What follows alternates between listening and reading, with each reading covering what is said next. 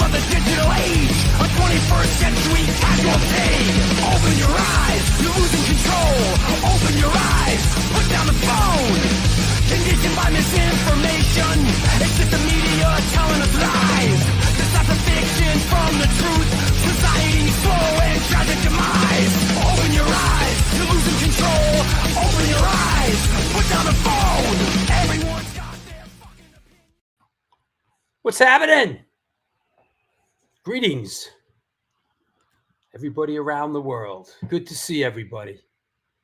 Hey, Larry Kelly. Yo, Larry Kelly, behind the counter at Bridge 9 Records up in Beverly, Massachusetts. If you're in the store right now, I know you can hear me. That's me. I'm talking to you over there by the record rack. Pick up that record, go to the counter, and pay Larry Kelly for it. Hey, Billy Pilgrim Johnson, what's up? Rich Zola, what's up? Matt Taylor. Hey, Drew, got to say hi to you briefly at the Indian Larry block party. Oh, that was great, Matthew. That was a fun event.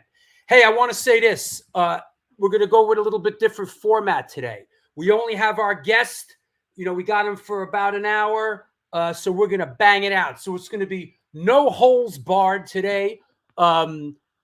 Any questions you have along the way, it's going to be an utter free-for-all. So that said, I'm not going to cha-cha around here.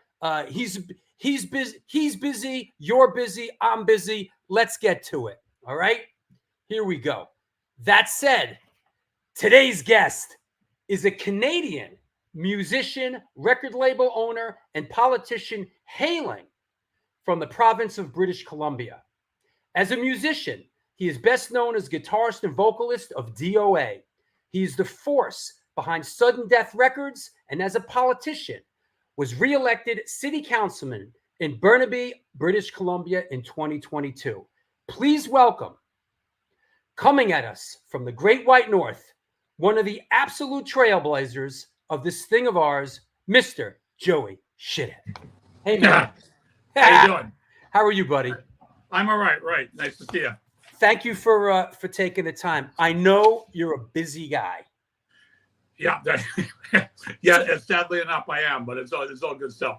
Yeah, but before we start bouncing the ball back and forth, real quick, when I say you're busy, you're touring, you have the label. I mean, give us a quick rundown as to your responsibilities today. Yeah. Well, I'm the leader of the band, D.O.A. I'm also the manager, also on the record label. And I also have a full-time job at the city of Burnaby as a city councilor, right? So go figure. But you know what? I'm a hard worker, so I find ways to make it happen. Yeah. And as part of the city council, you are a councilman? We call it a councilor. So our council is the mayor. In Canada, is it a councilor, or is it here in the States it's a councilman? No, it's a councilor. A counselor. Okay. So that goes for men or women, right? So I see. Yeah. I got it. And you were just reelected for your second go round, correct? Yeah, I got elected in 2018. That was the sixth election I ran in. So you got to say I'm 6-time lucky. Right. First time I ran for council back in '97. There was 25 candidates, and I think I finished 23rd. Wow. Like way down the back, right? Yeah, but this last time I got in, I finished 8 out of 8, and the first time I got in, and then this time 5 out of 8, right? As far as like vote percentage goes. There must be something inherently gratifying in doing that in a place you grew up in. It's a lot of fun. I love this town. I've lived here all my life, and my wife and I were raised our family here, and we were all of us born in the same hospital, Burnaby General, right? And, wow. And I've got 2 of my grandkids born there too, right? So, it's like, it's a great town, and we have a great mayor, a fellow from Northern Ireland, right? So, Belfast area, right? So, wow. Yeah, I don't know. I'm in New York City. I don't know if it's on your radar screen what's going on here in New York City. The mayor's in deep shit in New York City right now. Yeah, I got a friend out there, Brian Sorsky. Oh yeah, of course we know Brian. Yes, of course. Jack Brown, my 2 best friends. Of course. And, he goes, Joe, all politicians in New York are corrupt. Just some take longer to get caught, right? Yeah, this is a real crazy situation because you know, the guy's an ex-cop. He's in there, Yeah. and it just seems like, you know, he put in all his buddies and their wives and everything, and it's just I mean, I'm really surprised how deep rooted and how how House of Cards is caving in, man. It's friggin' ugly, man. Yeah, and I think you know, one thing we learned at our city is like personnel decisions, politicians should stay away from that. Right. They let pros do that, so you're not hiring your buddies or like a guy you owe a favor to because you know I mean, yes, that's completely ridiculous. Yeah, you know, I was thinking in doing the homework for the show, you know, we, you know, go back a ways, you know, you being part of the first wave of this whole thing, and I was thinking, you know, Nixon, Reagan, Bush, this, that. I mean, have things really changed that much in our lifetimes as far as politics go? Wow. I mean, the funny thing is, I was completely opposed to Reagan and Nixon, but compared to Trump, they kind of look like semi-sensible. Right. You know what I mean, right? At least there was a somewhat attuned to democracy, not completely, right? We all know about the Iran-Contra scandal, and Richard Nixon obviously was a manipulator from way back, right? So, bombing Cambodia and lying, right? No, it's like, no, we never did that, right? So crazy. So the politics has not gotten anywhere. The thing I say there, Drew, is that people ask, so what were you guys fighting against when you started, and what are you fighting against now? So when we started, we were fighting against greed, racism, sexism, warmongers. What are we fighting against now? Greed, sexism, racism, warmongers. Right. Nothing has changed. God damn it. Yeah. In some regards, it feels that way, but in some ways, I think it's different. Our friend Pat Baldwin asks, coming from the uncompromising culture of DIY punk, was it difficult learning to compromise in politics? Well, I think that's a good question. The thing with that is that the big thing, you get elected, you should not change your ideals, right? That's like why I ran, because I wanted to change things in my hometown, in my province, in my country, you know, for the better, right? Try and help people, help the regular working people. The big thing is really different now. You're like, no, you know, some of my friends go like, oh, you used to be this punk, now you're a politician. I go like, you know, I go to City Hall with the same attitude. I just don't take my guitar or like a leather jacket. Sure. I wear a suit, and I have my iPad with me. You know? Yeah. And it's like, it's different. You know, like I walk in there, all the staff go like, hello, Councillor Keithley. I go, you can't just call me Joe. I kind of prefer that. Sure. I don't need a title. I don't care about that stuff. I'm looking for my Councillor Keithley photo. Where is it? I got it. Oh yeah, right. I have that. I gotta find now. Oh, here we go. This is very. I like this one. Here you go. For those out there around the world, there he is. There he is in all his glory. I like the smirk with the smirk on his face. That said, how did you come up? Did you grow up in a musical household? How did music come into your life? Yeah, not really. My brother was in the school band, you know, playing trumpet, tuba, that kind of stuff, right? And then I slaved for him and did part of the paper route, which he ripped me off for. I still love my brother, but you know, I did the tough part of the route, and he kept all the money. You know the story, and older brothers. So, anyways, I saved up my money for a drum set. I want to be a drummer, right? And finally got enough. I had enough for half of a drum set. So my mother says, "I'll put in the rest. You got $250. The drum set's like $500. I'll put in $250, but don't tell your father I gave you the money, because my father's favorite music would be like British Army marching music. You know, like he's very conservative, right? Mm-hmm. And I got the drum set. And I said, Dad, I'm going to be a drummer. He said, drummer? You'll be a hotbed, just like Gene Krupa. I was like 11 years old. I go, what's a hotbed? You know, right. So, anyways, no musical influence really, other than my brother played in the band a little bit, and then, of course, I got in high school band. I played the drums, and we did all the pep rallies. We stood when our terrible football teams and soccer teams were getting whipped. We played the sidelines and try and play some bright and cheery music to cheer them on. It didn't seem to work very well, right? And what was the first music that spoke to you personally, like that you felt was, hey, this is my music. I could get with this. A couple of different things. There's two different angles to this for me. Like, when we were in high school, like the big bands that we loved were like Led Zeppelin, Deep Purple, that era. Like, I graduated in '74, right? So. And excuse me, I'm assuming some of the Canadians, some of the typical, Rush or what's Bachman Turner Overdrive or. Yeah, later on, I mean, BTO was big.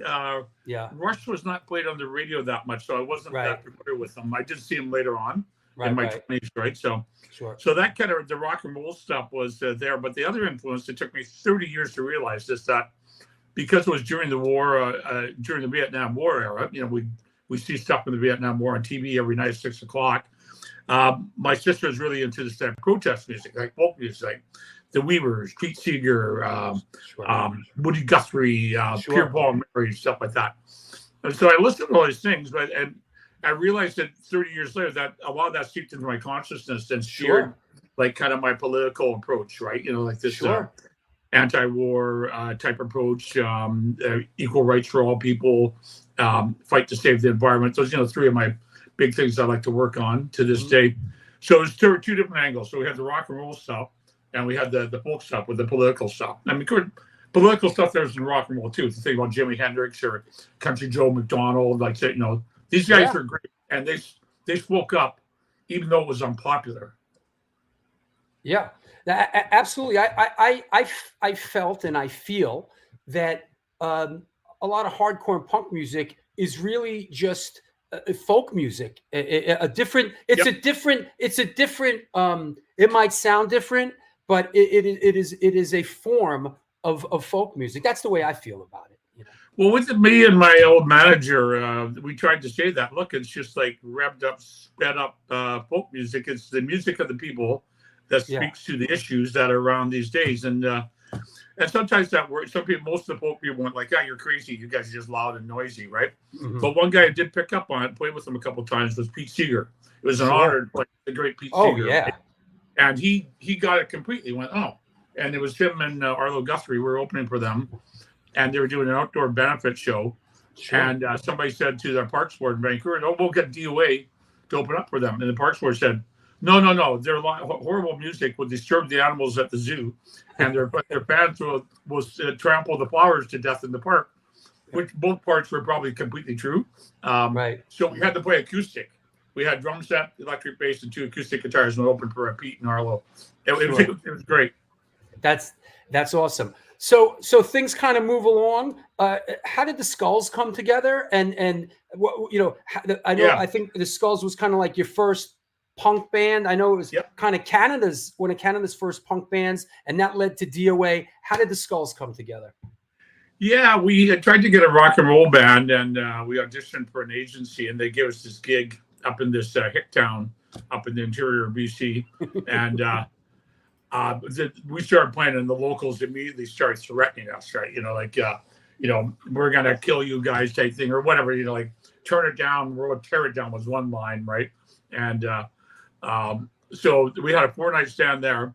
The guy who ran the place fired us after one night, wouldn't pay us. And so I started arguing with the guy, and he goes like, look, I'm doing you a favor. If you're here all weekend, you'll probably get killed. And I just gave him the finger and walked out, right? So, but on the way back, this is our extensive rock and roll thing. We played 2 shows or something like that. A band called Stone Crazy, right? Mm-hmm. And which was not great. And on the way back, Dimwit, rest his soul, said, this rock and roll ain't all it's cracked up to be. Maybe we should start a punk rock band. Mm-hmm. And we went, oh yeah, well that could be fun because we've been listening to the Ramones and we'd seen the Damned and the Pistols on TV and stuff like that. And we went, yeah, that sounds good. And Dimwit says, okay, here's the name. It'll be called Joey Shithead and the Marching Morons. Nice. And we went, oh, that's not bad. So that's how I became Shithead. And we never kept the Marching Morons part, right? But right. Dimwit was brilliant, right? In that regard. And of course, Dimwit eventually ended up in DOA a couple of years later. You know, when Chuck Biscuits left, right? Yeah, well, Dimwit's the reason why I played guitar, because we had this band. It was Wimpy, Dimwit, me, and Jerry Useless. And we played 10 songs with playing one instrument, and then we trade. And then it became pretty clear after a while that Dimwit was a far, far superior drummer to me. So I thought to stay in the band. Then I went down and I bought an acoustic guitar at a pawn shop, and I got a songbook. And the first song, first song I learned was On Top of Old Smoky. That's a good one. It's a good one. That's a good one. Book song, right? So and it was hard as hell. I was looking at the book like, how the heck do you do this, right? And then eventually, I went and bought my old SG I've had for years and started playing. I bought a Marshall, and then we were on our way. So the Skulls lasted for about 6 months in Vancouver, and we moved to Toronto. And the idea is we were going to move to London, England, to make it big, and that didn't happen. So I came back from Toronto in February 1978 and put out an ad in a local rag looking for drummer bass player, no wimps allowed, I want to play punk rock. And I ended up with Randy Rampage, rest his soul as well. Right. Came out and he drummed, right? And he was like a left-handed drummer, and he was pretty good, not super great. Right. And then Chuck came along, like Dimwit's little brother, and he was like 16, and he was like on fire. And we're going like, wow. And like, hey, do you want to start a band? And Chuck and I said, yeah. And then I thought about Randy. So I said, okay, the guy's got a good sense of rhythm. So I taught Randy how to play bass. So basically, DOA started with 3 drummers. Who was Harry Homo? Harry Homo was this guy, funny guy. We were practicing. The second DOA practice is kind of this big warehouse. Everybody hung out, drank, and listened to all like awful bands and stuff like that. And playing away. And then comes this guy, and he's got a girl on each arm and a big bottle of whiskey. He's listening to us, right? And he goes, you guys are pretty good. And well, thanks. He says, I got a plan. Why don't we call, I'll sing for you guys. We'll call the band DOA, and we'll make $1 million. So me, Randy, and Chuck said, huddle for about 2 minutes, like, wow, this guy seems to know what he's talking about, right? Of course, they never made the $1 million. And Harry wasn't a very good singer, but he was a heck of a guy, and played about 2 shows with them. And then you moved to just playing guitar and singing. Yeah. We're a 3-piece, and not probably a year and a half after that, then Dave Gregg joined, so he became a 4-piece. Yeah. So before we get to Dave Gregg, this was the first music that was released, correct? Yeah, that's we saved up. We got a bunch of unemployment checks come in. All of a sudden, enough money, and ran down and pressed this thing, right? And the first guy took it to. I didn't realize he listened to it, but he was religious, and so he listened to Disco Sucks. He said, "I can't produce this. Find somebody else." And I went, "Okay, whatever, F you, right?" Type thing, right? Right, and right. We found our pressing plant in Vancouver, and we did 1,000 of those. And the funny thing was, I had an old beat up car, so there's 6 record stores in Vancouver. Mm-hmm. I'd drive them around, and we'd drop them off these singles for $1 each, and they sell. So I mean, $1.25. They cost me $1 each to make. So I thought, wow, we're making 25 cents a record. We're gonna be rich before you know it. Like we were like complete rubes and complete rookies, right? So sure. Yeah. But it worked out, and then I started mailing those records around with no padding. I don't know how many people said like the fans, they go, send them to clubs and magazines, especially clubs, they go, hi, we're DOA, a Canadian punk rock band. Here's our single. Can we come and play in your town? And then finally we got a reply back from the Mabuhay Gardens in San Francisco. Run by the infamous Mabuhay Gardens. The infamous, run by Dirk Dirksen, great guy. He's not with us anymore, but he's a wonderful person. And just said, come on down, and you got 2 nights. We'll play with open up for the Avengers the first night, And the second night was an old rockabilly band called Ray Campy and the Rockabilly Rebels. And that worked out. But the first, we got down there and I met Dirksen at the front door. He says, yeah, hey, we're DOA playing tonight. It was great. He goes, where's your gear? I go, because I took the train. Chuck and Randy took the Greyhound. And Brad, our guitar player, who was just playing out with us for a while, he hitchhiked on the side of the iPod. No guitar case, holding his Les Paul with his thumb out. Yeah, and got there. And so Dirk says, you don't have any gear? I said, no, sorry, don't you have it here? He goes, are all you Canadians just stupid? I go, so I finally, just hanging around, I met Will Shatter from Flipper. Yeah. Just ran into him. We started chumming around and we bore their gear and did the shows. Yeah. Early on in Vancouver, Skulls, early DOA, who were your peers up there? Or like, who was part of, like, did you have any? I mean, or were you an island in the friggin' sea? Well, we did my old guys like Dimwit and Wimpy. Once the Skulls broke up, then they started the Subhumans. Of course. Like the Canadian Subhumans as opposed to another great band, the English Subhumans, right? And those guys, and then a new wave band called the Point of Sticks.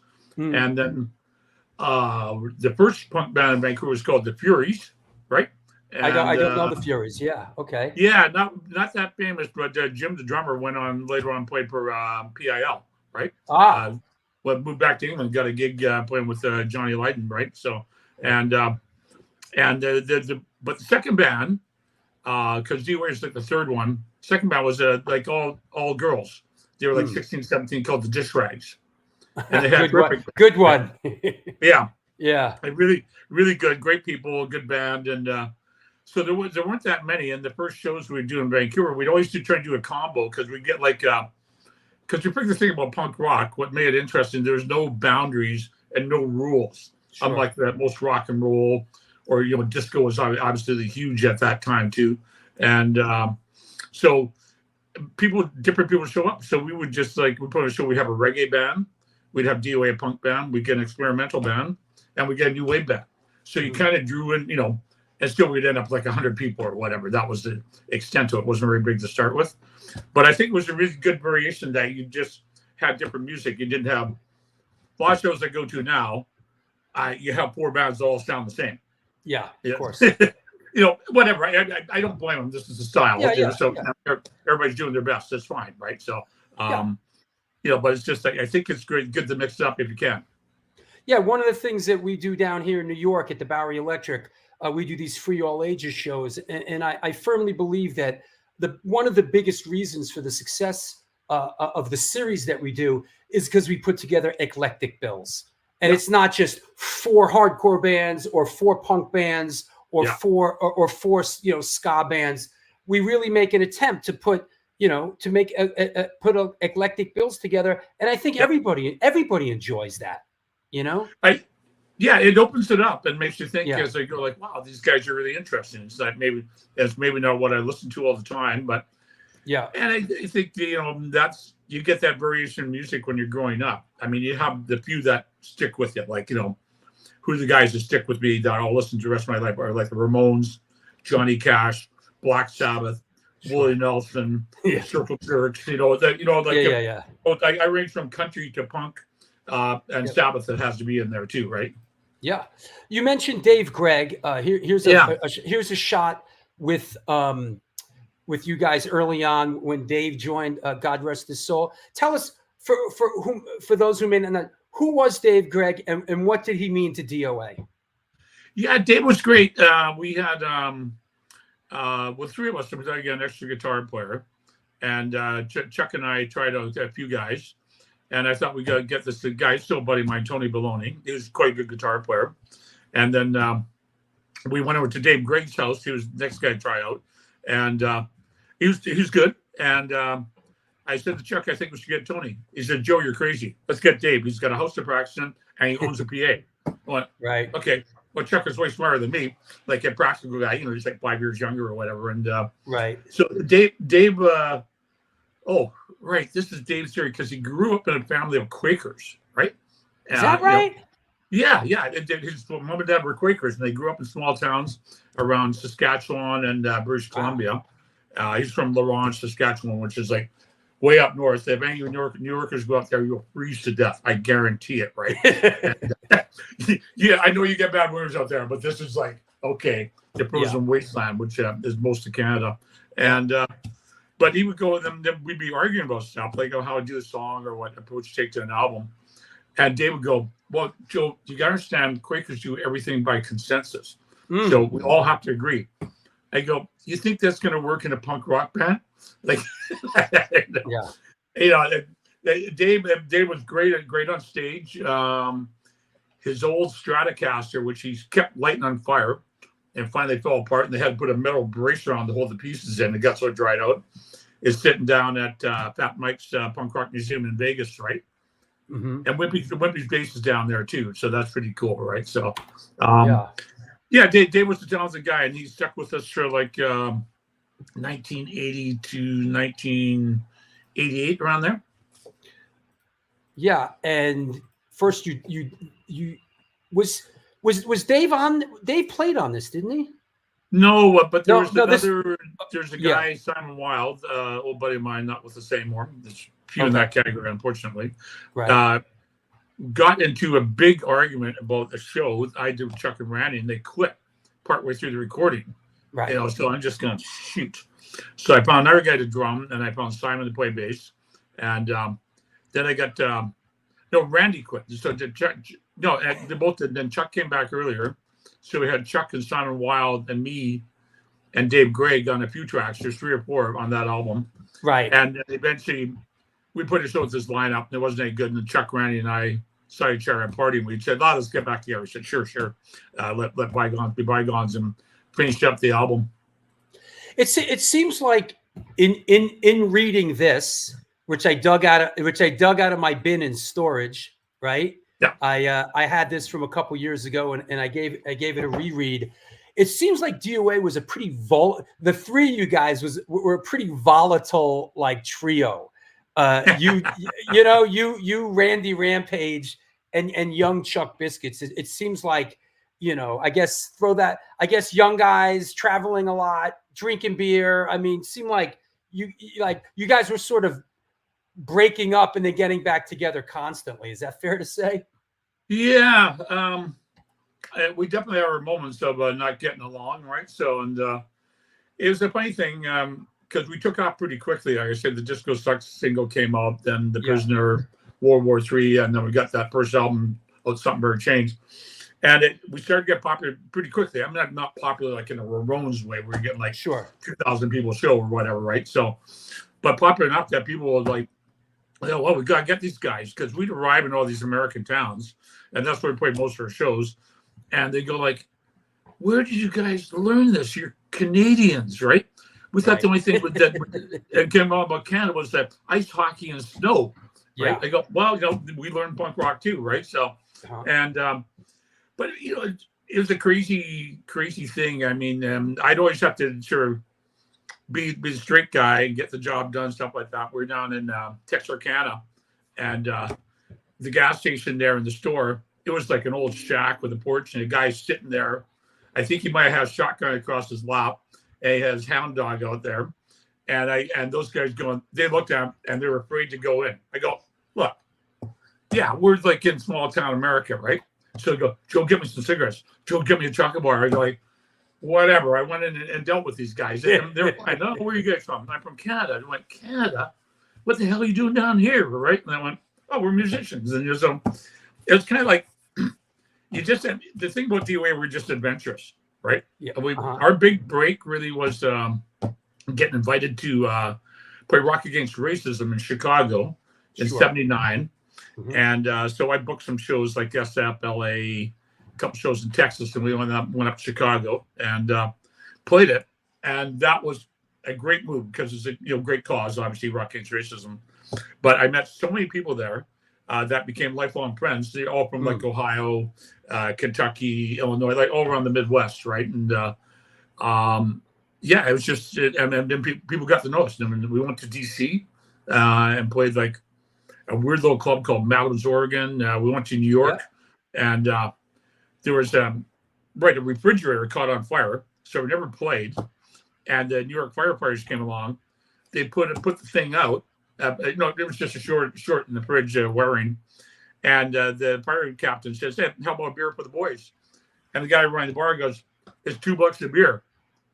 They go, "We just put out your fire for you." And I'm listening to this, and the guy goes, $2 a beer. So the fire captain goes, "Okay, let's see your permits." Of course, it was just they had no permits. So then all of a sudden I go to get our measly guarantee was $100. I go to get the $100 off the guy, which we desperately needed to get gasoline up to Canada. The guy's "I can't give you the money. Didn't play." Okay.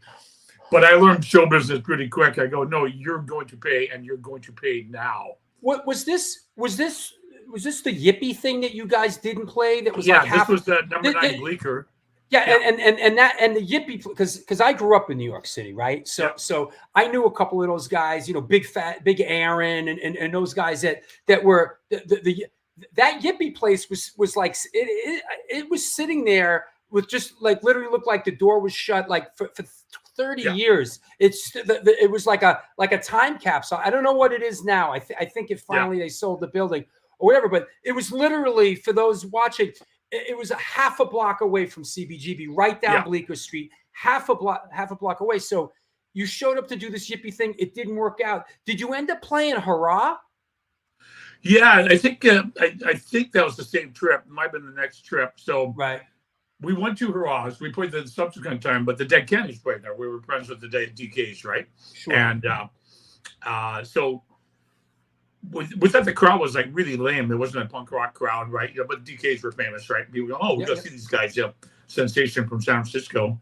Sure. And then Randy, we decided to start running around the outside of the crowd and trying to stir things up, and bumped into some people. All of a sudden, this lady got knocked down. Randy had accidentally elbowed her, and she came along. "Oh, I've got a broken wrist. I need to sue this man." Oh, so no. we're going like, "Oh no!" Like we ain't got money. We ain't got a lawyer, right? So the cops came along, and me and the manager managed to talk the police out charging Randy, and he said, and the cops kind of went, "Okay, no problem. Just don't come back to New York anytime soon." And the next time around, I think we played at Hurrah's, right? So, which was a cool place. Yeah, I live in that neighborhood now. Interesting. Pat Baldwin says the Yippies ran Madams, Oregon too. I didn't know that. That's interesting. I didn't know that either. I don't know about that. Maybe, but who's to say? It's quite possible, because we had the Subhumans, had David Spanner, and we had Ken Luster, who were tied in with the Yippie crowd. They had organized like kind of hippie protest type stuff in Vancouver, like in the mid 70s and stuff like that. And the police had come in on horses and beat everybody, that kind of scenario. And so I think that was the tie-in, and that's also how they arranged the thing with the Rock Against Racism in Chicago as well. Right, and I know you guys were out on the road a lot, and I'd be amiss not to mention this show, which I was at. I was at this melee that happened. This was in 1982 in Boston, and I have to read this. Let me read this for everybody at home first. This is it's called the article is called World War III at Cantones. When word got out that Vancouver-based DOA was scheduled to play Cantones, you knew the outcome would be disastrous. And with only 2 days of publicity, Cantones was oversold. As soon as DOA took the stage, slammers began to take position on the club's booth seats. Lead vocalist guitarist Joey Shithead needed only to scream, "Ronald Reagan, you're fucked up," hit the first few notes to "Fucked Up Ronnie," and the club started falling apart in a fiery frenzy of slam dancers. The tiles were literally ripped down from the ceiling, and in a matter of 2 minutes, Cantones was filled with asbestos dust. In a rage, Teddy Cantone, the club's owner, tried desperately to shut down the show, but for the time being failed as DOA blitzed into their second and final song of the night, "The Enemy." Several minutes later, Boston Police Department sent everyone home. This was a wild night. And I got to say, reading this, it's amazing you and me are still here to talk after breathing that much asbestos in one night. Well, the funny thing about that was, and I talk about with my buddy Springer all the time, because he was there too, like 16-year-old Springer from SFT Control. And of course. Yeah. And so the Boston police came in, and we're going, okay, put 2 songs. We're trying to get paid from the guy. The guy goes, I'm not paying you nothing. You're planning to wreck the club. I go, well, you're the guy who sold the tickets. And all of a sudden the owner the police pointed to us like, these are the guys that started to get the club wrecked. And so they were going to handcuff us and take us off.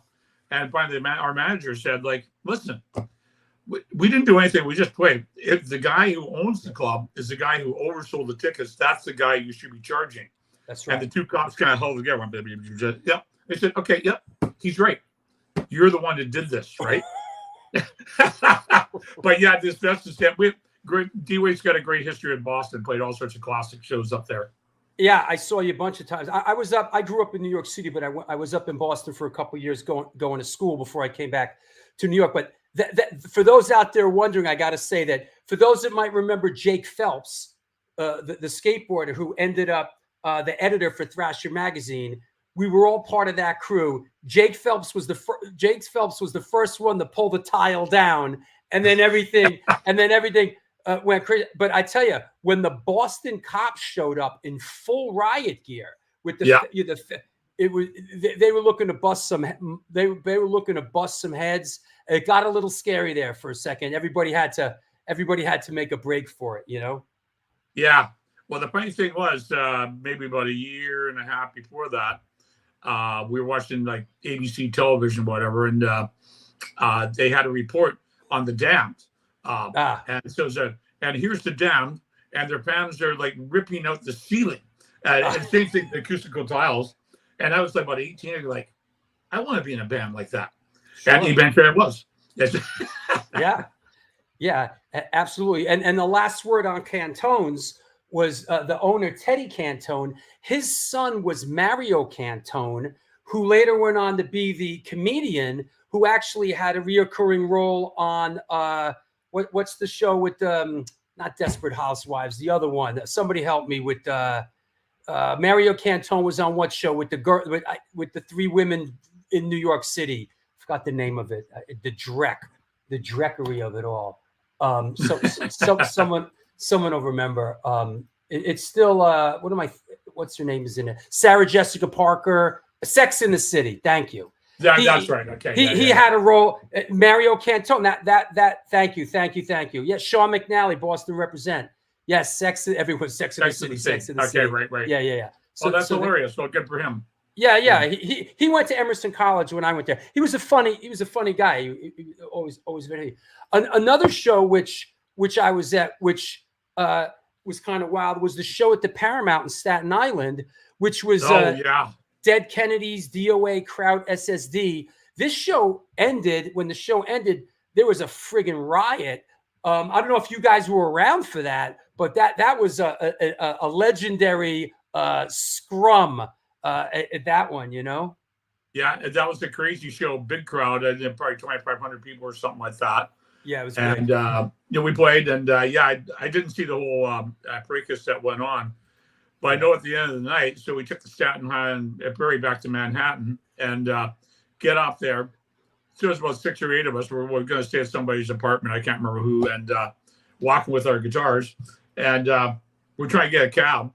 All the cab drivers in New York City, like, I'm not picking up punks. F you guys, right?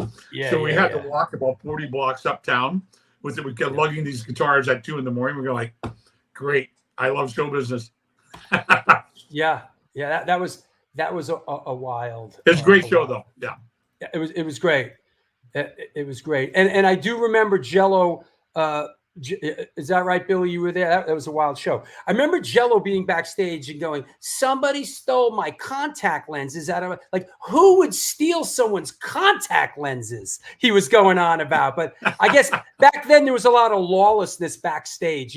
If you left your shit backstage, even when you went on stage to play, you got your shit ripped off. Well, hey, that's why you see the old thing. Chuck Berry got ripped off by all sorts of people. Yeah. He'd take the cast, put it in a box, and put it beside his amp so you could keep an eye on it while he was on stage. Yeah. So I just learned. You got to learn from the best. That Chuck was a smart guy, and a talented guy. 100%. And I know we're on the clock here, so you let me know when you need to tap out. Yeah, I'm going good. Okay. Yeah. Okay. You let me. So I want to talk about a record that was really, really, really big in my world, and that would be a DOA Hardcore 81. And this record still holds up today. Of course, I listened to it doing my homework for the show. It just, in my opinion, it is just one of the greatest. It's on my top 5. This is an incredible quote unquote hardcore record. And as legend and folklore would have it, it's cited as kind of the first time that the word hardcore was really used in this sort of capacity to explain the music that we were doing. Can you give us any perspective on that? Yeah, well, I think the thing is, the old buddy of mine, Cliff Mornell from Reno, Nevada, with a lot of friends up in Reno. We played up there a lot. And about like 5-8 years ago, something like that, probably 5 or 6, Cliff phones down and says, like, Joe, I finally figured it out. Because he always said, Joe, you originated that term. I go like, well, I'm not sure. He says, no, I found a magazine article from San Francisco where, Joe, you're quoted as saying, and this is 79, yeah, DOA, yeah, we're a hardcore band, like the Bad Brains and I named a few other bands, and it's just like, so he thought that was the origin of the term. So as far as I know, I guess it is, people might contest that, whatever, doesn't matter. But I think the thing is that what happened with this record, it popularized the term, put it into the common vernacular. Sure. And so we had the first hardcore festival, so we invited up our buddies Black Flag. And most of 7 Seconds came up. 1 or 2 guys couldn't make it, so they subbed in some other guys.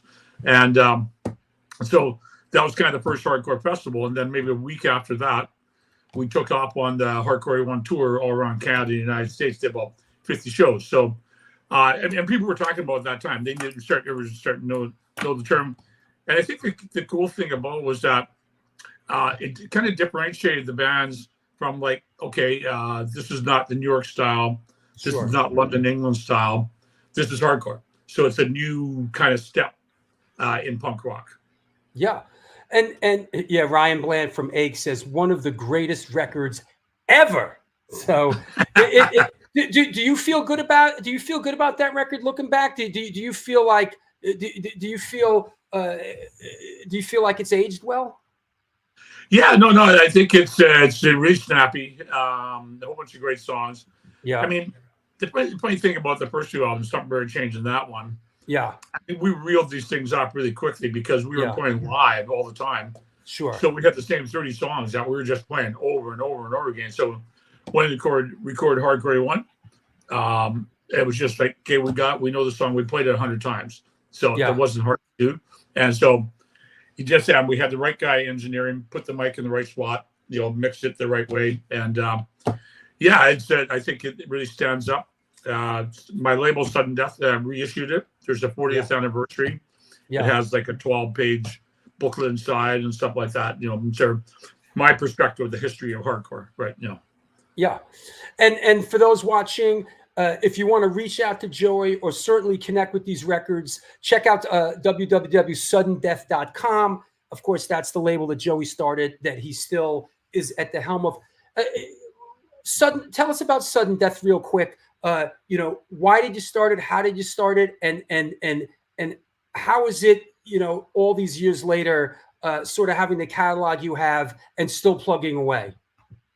Yeah, well, when we had the predecessor to DOA the Skulls, which we talked about earlier, obviously, we were trying like, how can we get a record out? Don't know. And then this one guy, an A&R guy from RCA Victor, came out, and so I thought, you guys are pretty good. So they saw us another time, and they said, can we get a deal? And he went, nope, you guys ain't going anywhere. Right. I got, great. Thank you for getting our hopes up. So then, but I had seen a band, kind of like a folk band when I went to university. See, I went to university to become a civil rights lawyer. That lasted for about 4 months. Did you go to University of British Columbia?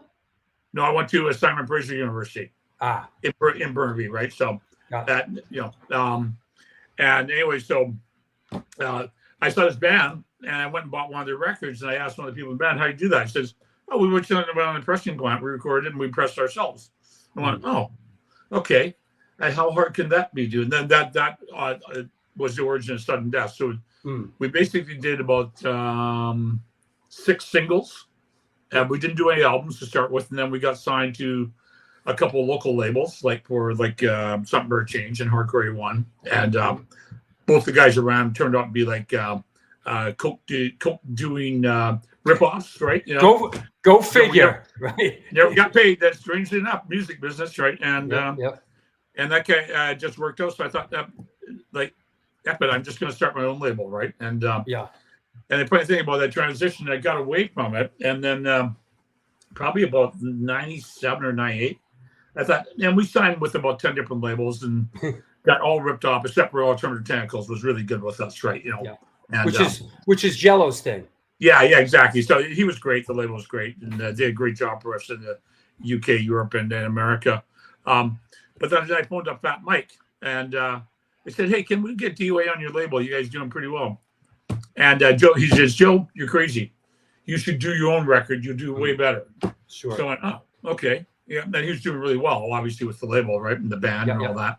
And I went, so I did. So I took it seriously and actually did all the proper paperwork, found the proper distribution, got some financing, and so we have there's an upcoming release which I can't tell you about. We're going to announce in 2 weeks, but it's 140th release that we put out on the label in the last 25 years, right? So, wow. Yeah, but this new record is top secret for 2 weeks, but it's going to be great, and you'll love it. Fantastic. You know, you're talking about those early days and those early road trips, and you know, I always thought of DOA sort of in the same breath as Black Flag, Dead Kennedys, and even the Misfits. In the regard that there was a big DIY ethos to these bands. I mean, Black Flag for the work ethic, you know, the incredible Chuck Dukowski kind of led work ethic. Yeah. Misfits for their incredible imaginative merchandise hustle, you know. Yeah. And you know, is it safe to say that like in these halcyon days that these were your peers? Yeah, I think that totally equates. The funny thing about that was, so we saw people like you go, bands would play big halls like the DKs, sure, Ramones, the Clash, right? But they would fly from town to town, right? Because there's enough money there, you know. So we just started like grinding out and driving across, and being good friends with Chuck from Black Flag. Chuck and I would exchange information, like don't go there, because you'll get ripped off, or don't work with this guy. Sure. Yeah, there's one guy in Sacramento was like, it's called Can't Tell Productions, and I said, Chuck, it's called Can't Tell because you can't tell what the hell you're gonna get paid from this guy. Well, I lost $1,000 last week, so I don't think you can. Look, that's not my business if you're not organized, right? You know. Anyway, so Chuck and I would trade stuff. The funny thing is, all these small towns, not all, but a lot of small towns across America, either DOA or Black Flag. Apart from the big cities, they play in LA, New York, that kind of thing. Sure. But in the smaller towns, the first punk rock bands they'd see would either be Black Flag or DOA. So, and you could tell who got there first because the next time you got to that town, you'd have the support bands would kind of sound a little bit like DOA, or they sound a little bit like Black Flag. They went, oh, sure. So that's it. You know, same thing. Like I went to see the Ramones. They played in this big ballroom in 1977. Nobody knew who they were. They had sold 2 tickets, and the place sold 1,100 people. So they announced free show. So about 100 of us went down there. They played for about 35 minutes. And our jaws were like, okay, so that's what punk rock is. Like if the delivery was like unbelievable, and like the skill, and the songs, the songwriting, everything. Like, you know, I get it. This is punk rock. We all looked at each other. Okay, so that's how you do it, right? You know? Sure. Yeah. That makes sense. Hey, I want to say out there, we have Joey for about another 10, 15 minutes. Anybody have any questions? Please feel free to post it. I know we're going off the format here, but it's okay. Any questions, post it as we sort of bang it out. Here's a question from Glorious Noise TV. Does Joey still hear from Chuck? And what do you think of Chuck's death hoax a few years ago? Yeah, no, I get along with Chuck. We don't talk that much. He doesn't live up here anymore, right? But greatest respect for the guy. It's like, to me, he was one of the all-star punk rock drummers. Look at the bands he played in, like, five great bands, right? So the death hoax thing, I didn't really get that, why that went on. And I never really asked him. Yeah. I phoned his brother Bob. I heard that. Chuck said his brother Bob was a bus driver. I said, Bob, what are you doing? He says, I'm driving my bus right now. And I said, you might want to pull over. I got some news for you, right? And I told him about this rumor. And then Bob's going, obviously cursed a bunch and figured out. And then, fortunately, he's Chuck's alive and well, right? So, which is a good thing. It's incredible that he sort of took himself off the grid. Here's a guy that was in DOA, Black Flag, social distortion, circle jerks, and Danzig, and then just said, you know what? And it seems to me like he just kind of walked away from the whole thing. Said, that's it, I'm done. Yeah, it's a funny thing. How do people do that, Joe? How do people do that? If I meet some guys that used to play music years ago, and I go run into them, I haven't seen them for years, how are you doing? And they say like, oh, this time I'm still playing. We'd get together on Friday. Some guys who just get there on the weekend and have a few beers, or they're still touring bands. Sure. Once in a while, I'll get a guy like says, I just put it down, I don't play anymore. And I go like, because we all started playing when we were like 12, 13, 14. Sure. And like, once you do that, it's like you do it for life, right? I'm a lifer. Like, lifer. Yeah, it's like Pete Seeger, one of my idols. That guy was playing him. He was on picket lines, doing protests, playing his banjo until he was like 93. Yeah. Like unbelievable, right? So I don't know how you could quit. I maybe don't tour all the time. I could see people getting sick of that. That no doubt. It can be pretty wearing. Such a talented guy, though. Such an incredible talent. Wow. Unbelievable talent. The guy's great. Yeah. And just a word on Pete Seeger, of course, did a lot for New York State in the Hudson River here. Yep. So Pete Seeger is a beloved figure here in New York State. Absolutely. Yeah, I idolize that man. He stood up to the House on Un-American Activities. Sure did. Their music got banned when they were like really popular. He started making videos teaching people how to play folk music, how to play banjo. I mean, it's just like endless. Yeah. Count Ralphus asks, how was working with Jello on the last Scream of the Missing Neighbors? Will there ever be a part 2? I wish there was a part 2. I've tried to talk Biafra into this a few times, or even doing a tour where we play the record, like 40th anniversary or whatever, right? Because Alternative Tentacles is reissuing it. Should be out soon, I hope. And it's a great record. We did one song, I guess it's that Progress, that went into a film made here in Vancouver called what the heck is it called? Terminal City Ricochet. Like and Biafra's the Future Street film. Biafra's the head of the secret police, and I'm one of the heavies that carries out his orders. This futuristic messed up town where laws are not respected and all that kind of thing, right? So so then it went so well, we thought, well, let's make a whole album. And he came up to Vancouver for must have 3 weeks or something like that. And we just went to the studio every night and banged it out. And I think it's one of the best things that he or I have ever done. Fantastic. Billy Pilgrim Johnson. I went to a benefit once for the Vancouver 5. How is Jerry, and what do you think is the legacy of that movement? Yeah, interesting. Well, the one thing, I don't know how familiar Billy is with the whole story, but I won't go into all the details. But the Vancouver 5 or Squamish 5, which is a small town near Vancouver, got into firebombing porno stores. They got the Litton Systems plant in Toronto, which was making the guidance system for the cruise missiles.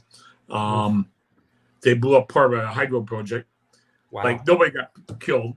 A couple people got seriously hurt. But But Jerry's one of the guys I grew up. I've known Jerry since he's like 6 years old. Old bass for Subhumans and like.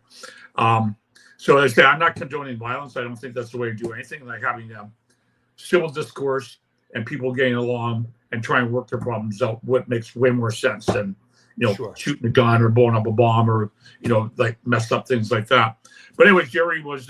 We wondered where he was, and then we got a call from our manager in Detroit, and he was like, "You won't believe what happened. Jerry and Porter has been arrested by the 20 RCMP took him down." And we're going, "What?" So we thought that they probably wouldn't get a fair trial.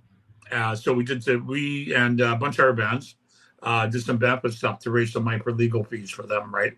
Sure. And Jerry's not really involved in music anymore. He lives kind of near Vancouver, and I see him once in a while. I say he's one of my best friends, right? But I think that was a wrong-headed move on their part, although it was politically motivated, obviously. But as they say, I don't condone violence in any form. Yeah. Right on. Our friend and collaborator Lori Dawn from Women of the Pit says, "It was so great seeing you at Camp Pennsylvania in July. DOA is still bringing it." So. Yeah, Camp Pennsylvania, that was great. I can't remember the name of town. It was like an hour and a half away from Newark, I think. And got out there. It was about 90 degrees out. We got out of the van as the humidity. We're just going like, like we just all melted, right? We're Canadians. And but anyways, but we didn't play until 8 o'clock, so it cooled down. So that the show was really fun, and we'll probably go back in a couple of years. We're looking to play it next year, and everyone I talk to goes, it is, if for some reason it's in a valley or something, it's incredibly humid and hot there. Yeah, the weather was awful beyond belief. Yeah, right? It's hard. It's hard to be enthusiastic and play music in that situation. Well, I mean, it's just like the weather was reprehensible. This is a good question. I like this. Jonathan Zemo Z. Have you ever been involved with Greenpeace since they originated in Vancouver? Yes, I did. I had an interesting story about that. Greenpeace organized this protest because the American military was testing atom bombs in the Aleutian Islands, which is a chain of islands off of Alaska. So they came around to all the schools. They say march downtown to the American consulate and protest the use of nuclear bombs, right? And nuclear arms were building up between America and Russia. And so we marched down there. We left our high school, about 300 of us. Our principal stood out in the driveway with his arms out and tried to stop 300 teenagers from leaving on this protest. That didn't work. We just, gave them the thumbed our nose down type thing. And I mean, that was an interesting thing because that's the first protest type thing I got into. And being a protester stuck with me since then. So, yeah. Sure. And Greenpeace did a great job in all sorts of regards, right? Yeah. We're proud of them. Right on. Just so when you pull the ripcord, you're not scooting right out the door. I just want to mention you have some stuff coming up. Looks like DOA is heading out again. Looks like some Canadian dates, and then those happened. Those happened already. I'm sorry, right? Yeah, so we'll start in Santa Cruz on Santa Cruz, California. I guess it's like Wednesday next week. Fresno is off; it's not there anymore. And then on Friday night, the 4th of October, we're playing the main stage with NoFX. There, their last 3 shows. So we do the Friday night, Biasta, Descendants, NoFX, but like really stellar lineup, obviously, right? So, so we got that. And we got a couple smaller shows at San Diego and Ventura, and then I've got a couple shows in November, opening up for Duff McKagan, buddy of mine, right? So, I'll be playing acoustic. Is Duff an old friend? He was in the Farts, wasn't he? Yeah, it's in the Farts, all sorts of bands. In the Fastbacks, another great Seattle band. And so recently, well, Duff was like 15 or 14 or 15. Sure. And pretty well the first punk rock band he saw was DOA. Oh, wow. And, yeah, so that kind of really stuck with him. And then I've seen him many times since. It's just like the guy is the nicest guy. He's always been very, very nice when I've interacted with him. Nice guy. Yeah. And he came over in Seattle like 2 months ago, and we got hold of him and said, "Hey, you want to come down and join us on stage?" And he came up and played The Prisoner with us. Oh, that's cool. Yeah, it was really great, right? And there's the single that they haven't announced yet, but I went to the studio and did some vocals for a new single that he's got coming out. Okay. Yeah. Right on. Yeah. So the guy's terrific. So this is Duff. It's obviously not Guns N' Roses. Duff Band. Yeah. Which is rock, kind of little bit blues, a little bit singer songwriting, and they have a great record called Lighthouse. And so he's playing. But I'm the solo opening act in Portland and Seattle. When you do your solo opening act thing, is it you and an acoustic? Yeah, or me and the electric, depending. I alternate, depends on the size of the place, right? So, yeah. Well, there's one other thing I should mention. So people are probably aware. There's a documentary about DOA and my morphing into being elected official here in Burnaby. It's called Something Better Change, like that first DOA album. That's right. And that's going to be premiering at the Woodstock Film Festival in 3 weeks, I think. And Scott Crawford directed that, correct? Yeah, Scott did that. And then Paul Rackman from New York, he's the producer. Of course, yeah. Paul's an old friend of mine. He's been on the show. Yeah, he's a great guy. They're both great guys. He's been on the show a couple of times. And Scott directed the DC film and I think the Cream Magazine film. So, that's right. Yeah, boy, howdy. Yeah. So, Scott, yes, absolutely. I'm really looking forward to seeing that, it should be it's pretty good. They've done a great job on it. Yeah, Paul recently was involved with Jack Grisham's film. He was the executive. Right. Did you see that? That thing? I have not seen it, but it's great. It's great. It's great, man. It's Jack Grisham all the way with Jack. Doing the Jack Grisham. Jack is a unique guy, no doubt. I've been a friend for years, right? But he really is. Hey, I gave this a listen doing my homework. This holds up really well. I guess I know this is the revised album cover, but did you go back in and remix this a little bit? Because it sounded so damn good when I listened to it the other day.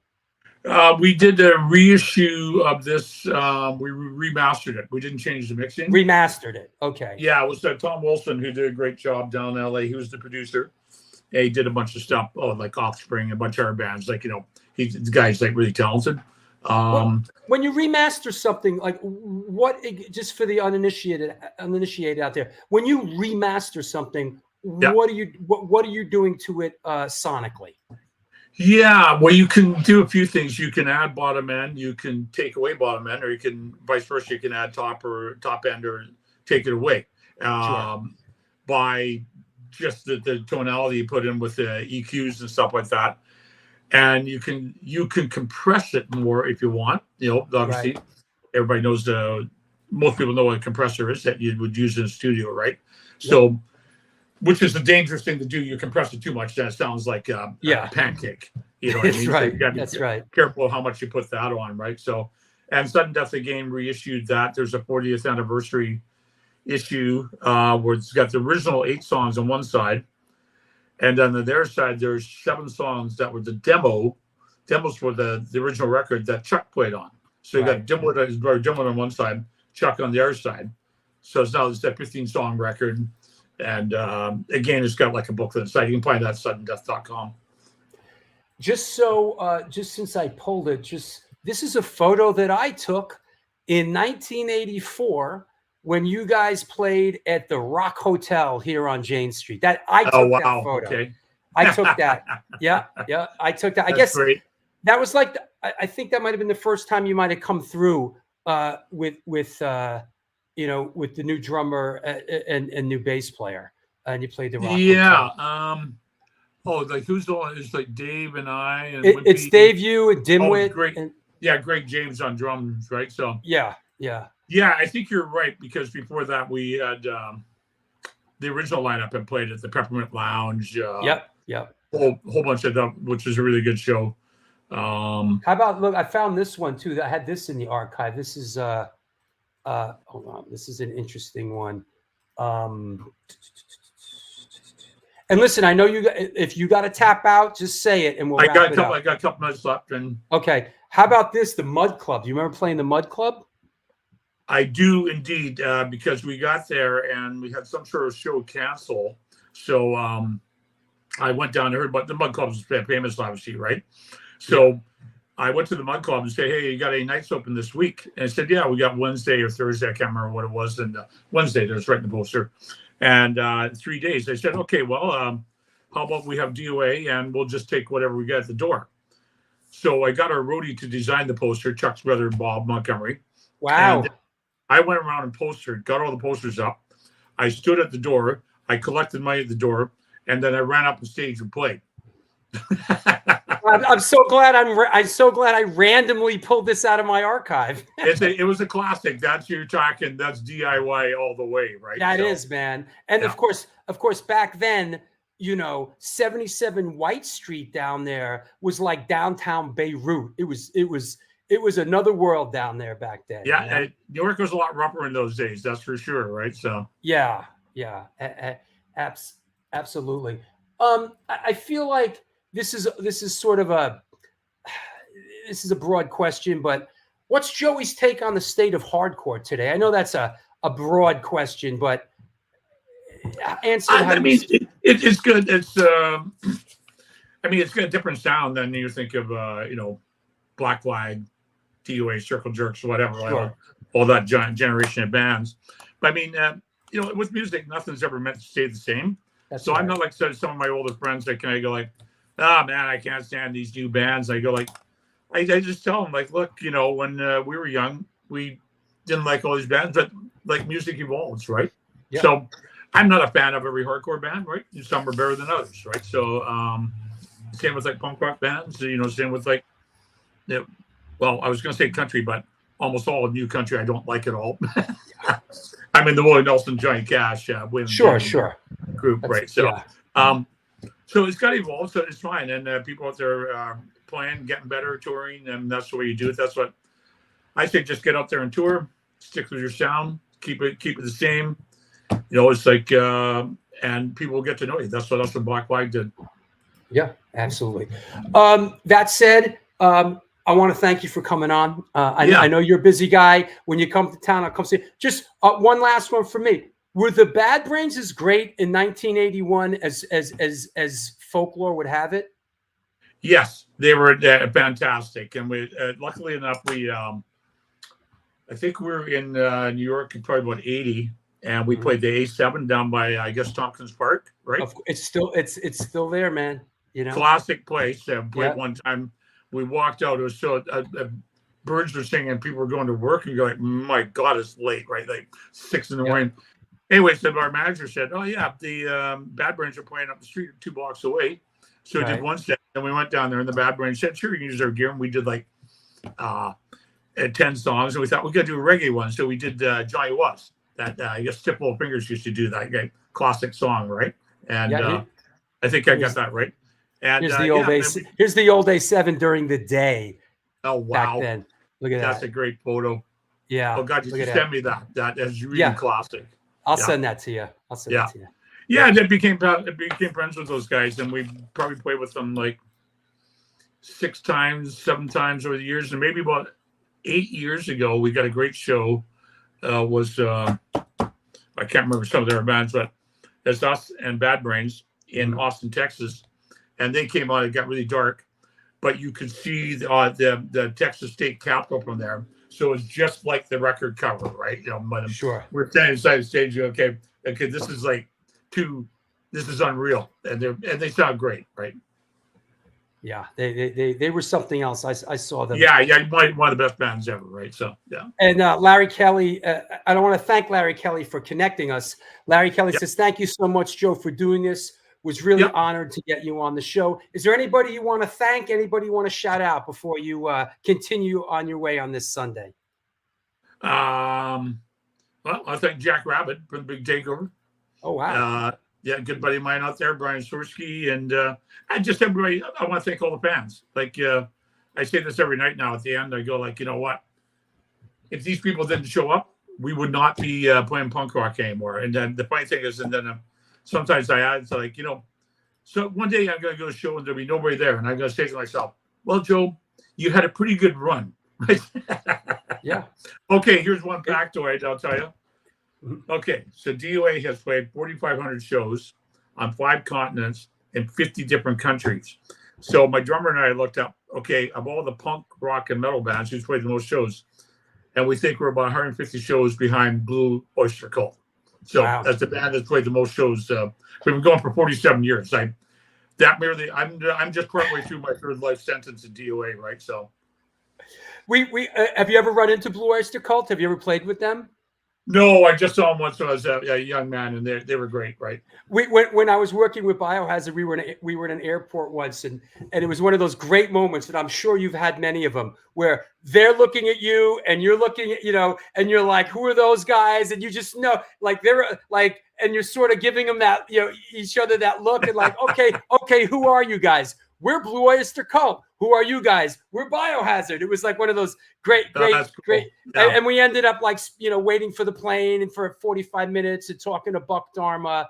I mean, I'm sure you've had many of those great moments, waiting for. Yeah, it sounds like it sounds like they're complete down to earth guys. So that's really good to hear. Yeah, I'm a fan. Right. So. Absolutely. All right, Joe, take care. Okay. Thank you so much. I'll talk to you soon. Okay. Thanks very much. Bye-bye. Okay. There you have it. Short and sweet. Joey Shithead from DOA. Fantastic. Now we're gonna mix it up a little bit with the format. I hope you enjoyed the first part of our show. What we're gonna do is we're gonna take a sponsor break, and we're gonna come back. We're gonna bring Stephen Messina on. We're gonna do photo of the day, and we're gonna bounce the ball back and forth. I want to hear from you. Who would you like to see on the show? We'll go through all the stuff, but we're definitely gonna do another half hour or so. If you gotta go, go. If you don't gotta go, please hang out for a little bit. We'd love to have you. That said, let me play some promos. Since 1992, Generation Records has been a mainstay of the New York metropolitan area music scene. Today, they offer a diverse selection of new and used rock, jazz, indie, hip-hop, punk, hardcore, metal, blues, soundtrack, and reggae LPs, as well as t-shirts, posters, and other merchandise. They buy used record collections and music memorabilia and will pay you top dollar for them. House calls made for large collections in the tri-state area. Call or email generationrecords@gmail.com and follow them on Facebook and Instagram.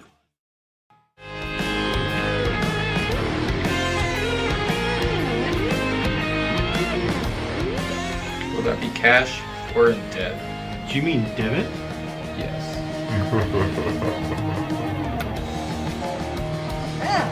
Sorry.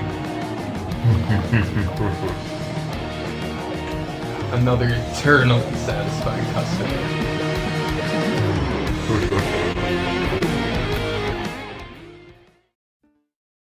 Peace, what it do? Welcome to NYHC Comics at 117 Main Street, Dobbs, Surrey, New York. I'm D.O.A. the Pro with my homie Lee Farley. Welcome to the spot.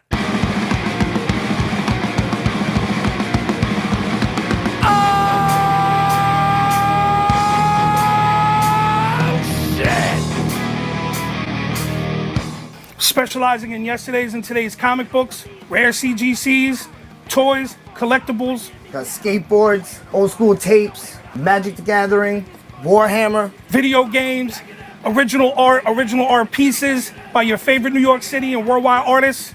Let's go. Skate decks all day, baby. We also have the young reader section here for like 10 and under. Pops. People love the Pops. Star Wars! We are New York hardcore. We always rep the scene. Let's get it on.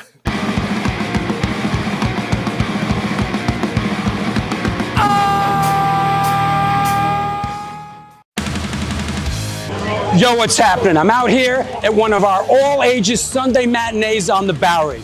I hope that you are enjoying today's show. I just want to let you know that the New York Hardcore Chronicles Live needs your support. Please step up. There is a Patreon page. that has a lot of unique program. Shows are announced there first. Lots of good stuff. There's a PayPal address right there on the screen if you want to make a contribution. There's also a super chat function. You could do that. But the bottom line is this show exists because of your support. We're going to be doing it for a long, long time. Thank you for all your support through the years. Back to the show.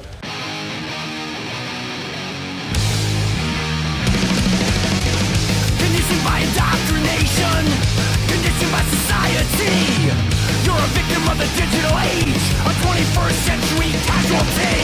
Open your eyes, you're losing control. Open your eyes, put down the phone. Conditioned by misinformation, it's just the media telling us lies. Decipher fiction from the truth, society's slow and tragic demise. Open your eyes, you're losing control. Open your eyes, put down the phone. Everyone's got... And we're back. How about that, Joey Shithead? That was awesome. That was great. I hope you enjoyed it. I sure did. You know, that's, you know, it just goes to show, you know, it's been a couple years we've been doing the show, and, you know, there's just been some guests that it's just been a process, right? It's like when they asked, what's his name? Thomas Edison about the light bulb. They said, you know, are you upset that there was, you know, 1,000, you know, failures before you invented the light bulb? And his answer was, no, not at all. There was 1,000 steps on the way to create the light bulb. So, you know, it just took a couple years to get Joey. And I'm glad we did. And I got to say, Larry Kelly with the assist on that one. Thank you. It was great. And it was great how we freestyled it, right? We just ran at it, you know? We just ran at it. Yes, thank you, Hegs. Been a patron since day one. There's lots of amount. Yeah, please, listen. You know, we're still at it, but the show needs support. You know, some people come, some people go. You know, if you're thinking about joining, please, there's the Patreon page again, www.patreon.com/Drew Stone. There's a PayPal address as well. Show needs your support. That said, what else? Yeah, great way to Audible. I'm up for the challenge these days. We've done so many of these things. Like I don't sweat it at all. You know, I'm sort of like in the back of my mind, I'm hoping for a disaster so there'll be a challenge. That said, let's talk about some upcoming shows. A guy that I was just talking to this morning, 1 week from today, the one, the only, from Nuclear Assault, SOD, Brutal Truth, and Anthrax, Dan Lilker will be on the show. Yes, sirree. That's 1 week from today. A couple days after that, Lou Morales on the show to talk about his book, Brooklyn Skinhead. And then there is a week and a half, and then we have our old friend, you know, the one. Listen, let me tell you something. This is the New York Hardcore Chronicles Live. We've had a lot of people on the show. You know, a lot of people have sold millions of records, and you'd think like the views would be off the hook. You want to know something? Let me tell you something. It's called the fucking New York Hardcore Chronicles Live. You know who people want to see on the show? Vinny Stigma, Roger Moret. That's who people want to see on this show. So once again, by popular demand, he has a book out. Roger Moret will be on the show. A week after that, speaking of the Bad Brains, officially announcing the release of Fearless Vampire Killers, the Bad Brains photographs, Glenn E. Freeman will be on the show. A week after that, on November 3rd, Alex Kynan of Cause for Alarm and Agnostic Front. A week after that, DC Hardcore Represent, Artificial Peace, Marginal Man, Assault and Batteries, Steve Paul Carey. Come on now. When I stepped on stage at Live Aid, our old friend, Daryl DMC McDaniels. Of course, for those that have a keen eye, that's my Run DMC gold record right there from when I worked with these guys. I'm looking forward to having Daryl on the show. And then, of course, our 350th episode. Can you believe it? Thurston Moore of Sonic Youth. And then this was just announced the other day for you, Hegs, and all you metal guys. Brian Slagle. of Metal Blade Records will be on the show. So there's lots going on here. That said, let's bring on the hardcore Shutterbug. Hey, get your face out of that Vinny Stigma book, bro. Hey. What's happening? Going on? 4 o'clock. Yeah, a little bit change of format today, huh? Not bad at all. Not bad at all. Great so far. Yeah, it was great. I'm pulling. You sent me a couple pictures.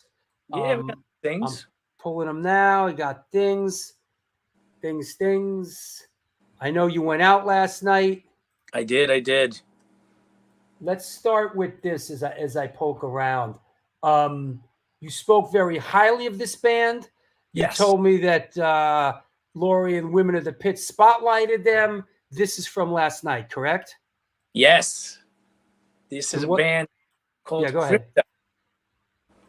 Crypta from Brazil. And all girls, heavy.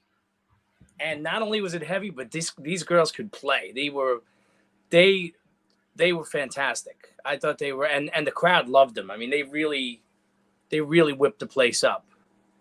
Is this Brazilian death metal? Yeah, I would call it that. Okay. And great. I mean, you know what? I mean, death metal's a kind of one of those terms where this had a little more, where death metal can, this was a little more musical, I think, Death metal's like one of those terms now, like hardcore. Like kids say, we're a hardcore band. And then I like listen or watch them. I'm like, huh? You sound like what I know as like a death metal band. And they're like, we're a hardcore band. I'm like, you know what? What do I know? That this girl could scream. Let me tell you. Yep.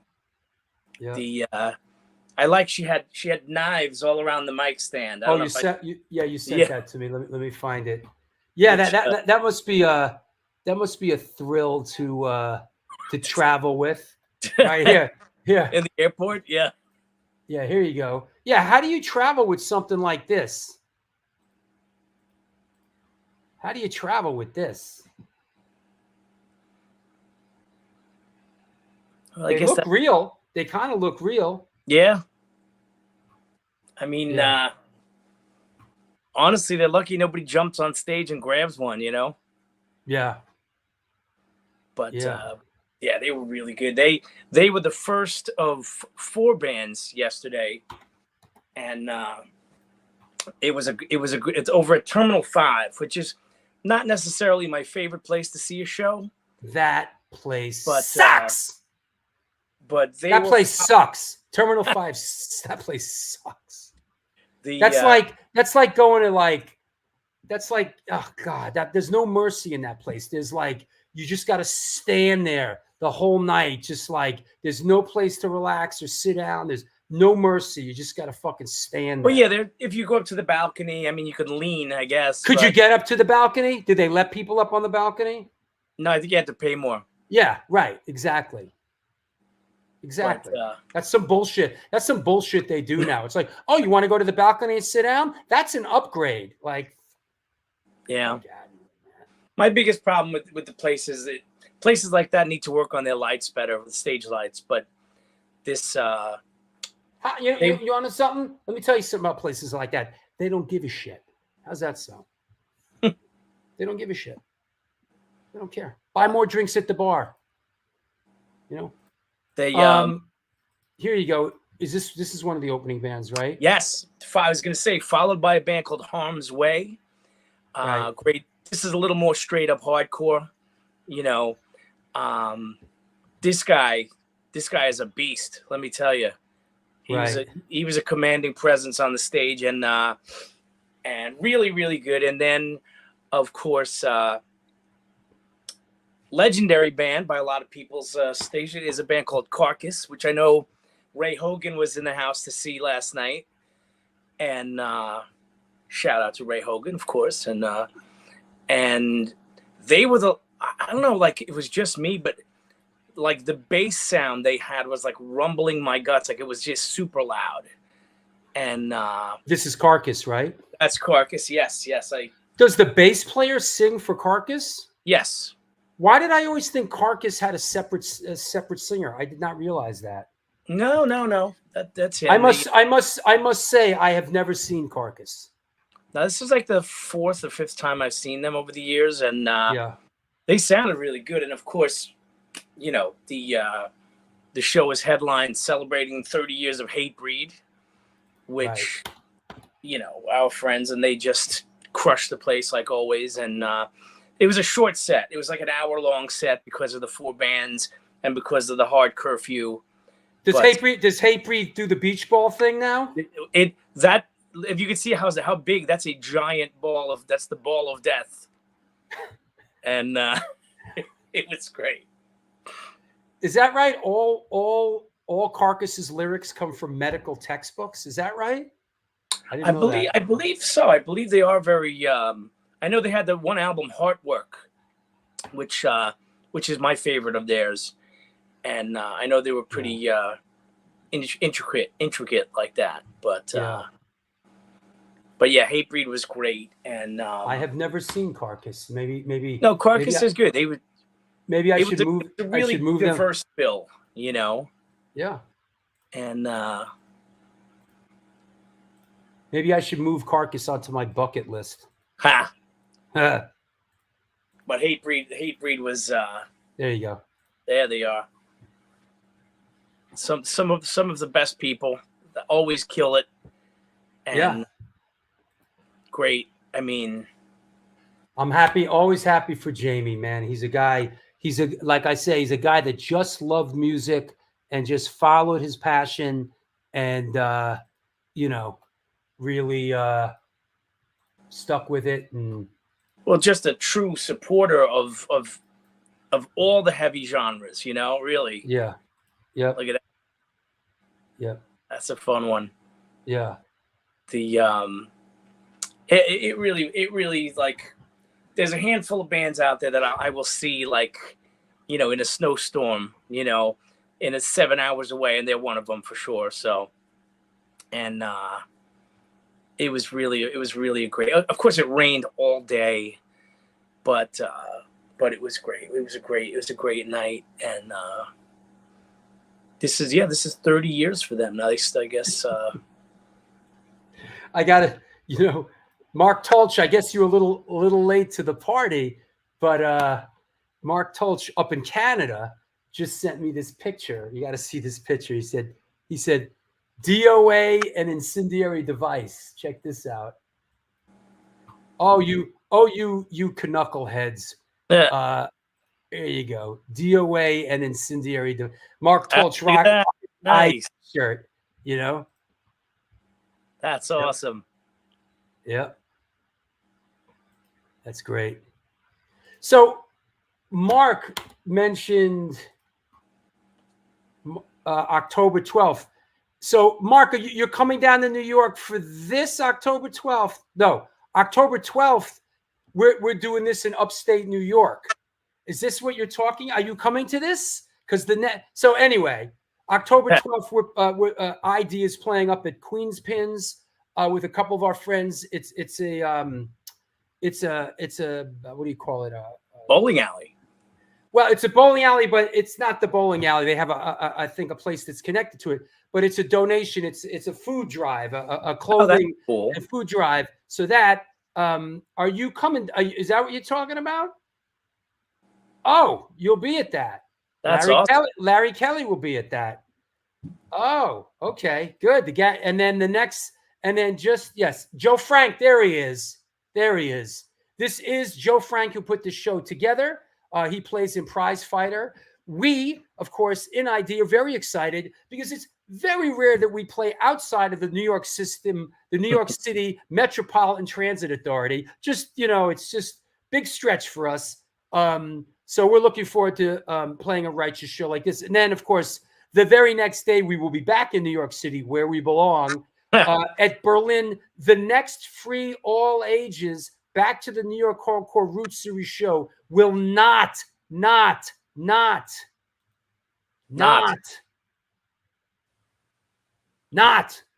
at the Bowery. It will be at Berlin, which is around the corner, which is Jesse Mallon's other club. We've done shows there before. The next 2 shows are going to be at Berlin. It's ID, Winterwolves, Midnight Foolishness, Phoenix Within, and Gunk. And then just since we're on the subject of events, Friday, October 25th at Generation Records, I am moderating the Danny Lilker book event for Perpetual Conversation. Sunday, November 10th, this is the second show at Berlin. It is the Kings Never Die record release show, 45 adapters, Redwood featuring Dave Tree, Redwoods featuring Colton Schuler, Danny Schuler's son, Next Scars featuring Will Romeo. Listen, then Connecticut. ID's playing Connecticut with Brass Knuckle Brigade, Sinking In, Dead Blow Haber, and Glorious Wounds. That is Saturday, November 16th, playing the great state of Connecticut for the first time. Laurie Dawn's art show is Sunday, November 17th, out in Huntington, Long Island. And then Saturday, September 7th, up at Bridge 9 Records, I will be moderating the Vinny Stigma book event along with Howie Abrams. And there's some big stuff going on with this. It's going to be announced pretty soon. Soon. So that said, here's an announcement for you. On Sunday, December 8th, this has not hit social media yet, but you hear it here first. I, not your stepping stone.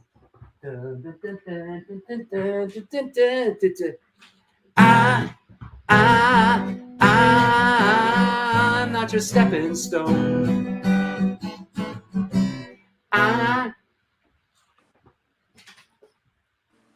That said,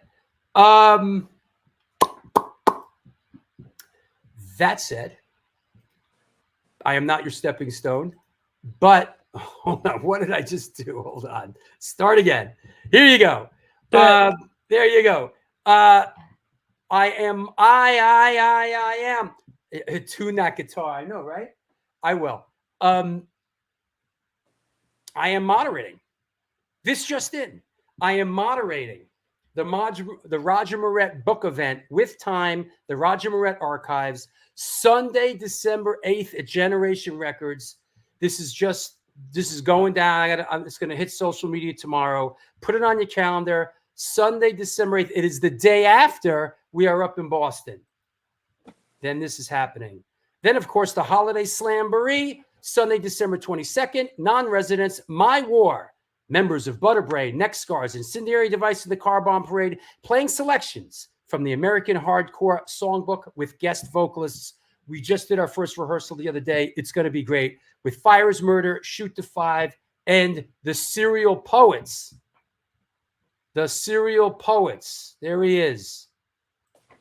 Don't suck. Speaking of Serial Poets, you're not going to suck, are you? This Friday. Hold on. Let me just. Hold on, don't get ahead of you. Listen, bro. Oh, hey. The Holiday Slamboree is also a coat drive, Women of the Pit coat drive. So get that coat out that you want to get rid of. Put it to a good cause. And you were saying? I was saying we will be at Olives in Nyack this Friday for the Fugtoberfest with Fugit, Ancient Domains, Scarlet King, and Death Cactus. Death Cactus. Death Cactus. Are those the guys from Goat Penis? If ever a tour should happen, it should be Death Cactus and Goat Penis. I just want to see them just to hear the guy go, "We are Goat Penis." And that's Cactus with a K. Yeah. I've been listening to the band Cactus recently, actually. Oh, from the 70s for sure. I mean, yeah, they're great. So yeah, I'm gonna try to come up to this. This is this Friday. That'd be awesome. This Friday, if you're up in Nyack, I will be there too. So come say hi. You know. Yeah, come And come then enjoy Fugtoberfest. Fugtoberfest. And then how did this happen? Hold on. I hit a couple buttons and everything went haywire. What the fuck? Not the green wire, the blue wire. Yeah, right? Is it the green wire or is it the blue wire? And then you have, let me find this project that you've been sort of sending me songs and dribs and drabs. Tell us about what this is. What is this? Yes. Well, we have been working diligently since January of last year. What started out as me guesting on a single song for a band that was originally based out of California is now a full-on band that we've recorded. In the last year, we've recorded 36 songs, and we are just putting a full album of originals out this Friday on digital, all digital outposts and everything. And we're going to be following it up very soon, probably before Christmas, with a full album of deep cut covers as well. And now half the band that was in California, one of the guys now lives here, and the bass player still lives half the year in California. So we're going to try to work out getting some shows for the 6 months that he's here during the year.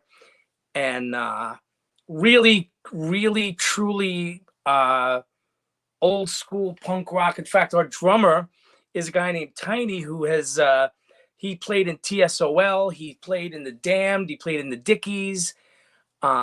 Really, really psyched about this. We're rehearsing tomorrow night, actually, and it is definitely not as metallic as the Poets. It's a lot more punk rock, and I really am proud of it. And just the stuff we've been doing. And there's our two lead-off songs, really, which is "Bottle to the Head" and Emily Blunt Force Trauma. Which, how many songs? 13 songs. Damn, So bro. and in fact, both records are going to be 13 songs. You go with your punk rock self. Oh, let me tell you, it's Hey, speaking of you metal guys, kind of psyched on this, huh? This is going to be, this is awesome, and I'm loving this because we had the honor of having Johnny Zazula on before he passed, right? And obviously Megaforce. And growing up, the two labels that were so prominent in my record collection were Megaforce and Metal Blade. And of course Combat and Combat Core and all that. But to have Slagle on, this is going to be such a good episode. And I pulled Howie in on it too, because Howie is an encyclopedia when it comes to Metal Blade records. And it's like, you know what? This is going to be, this is the guy who put Metallica on the Metal Massacre record. They didn't even really have a band yet. Yeah. And, you talk about the steps towards where they are now. Like, he had just, complete faith in his friend, and of course misspelled the name of the band on the record. But and he's still in the game. Yeah, he's still in the game. I mean, he's, this is a guy. I mean, this is a label that has just, legendary in the metal. I mean, want to hear something funny? How this guy came like maybe like over a year ago, definitely over a year ago. I think I sent him an email, right? Over a year ago.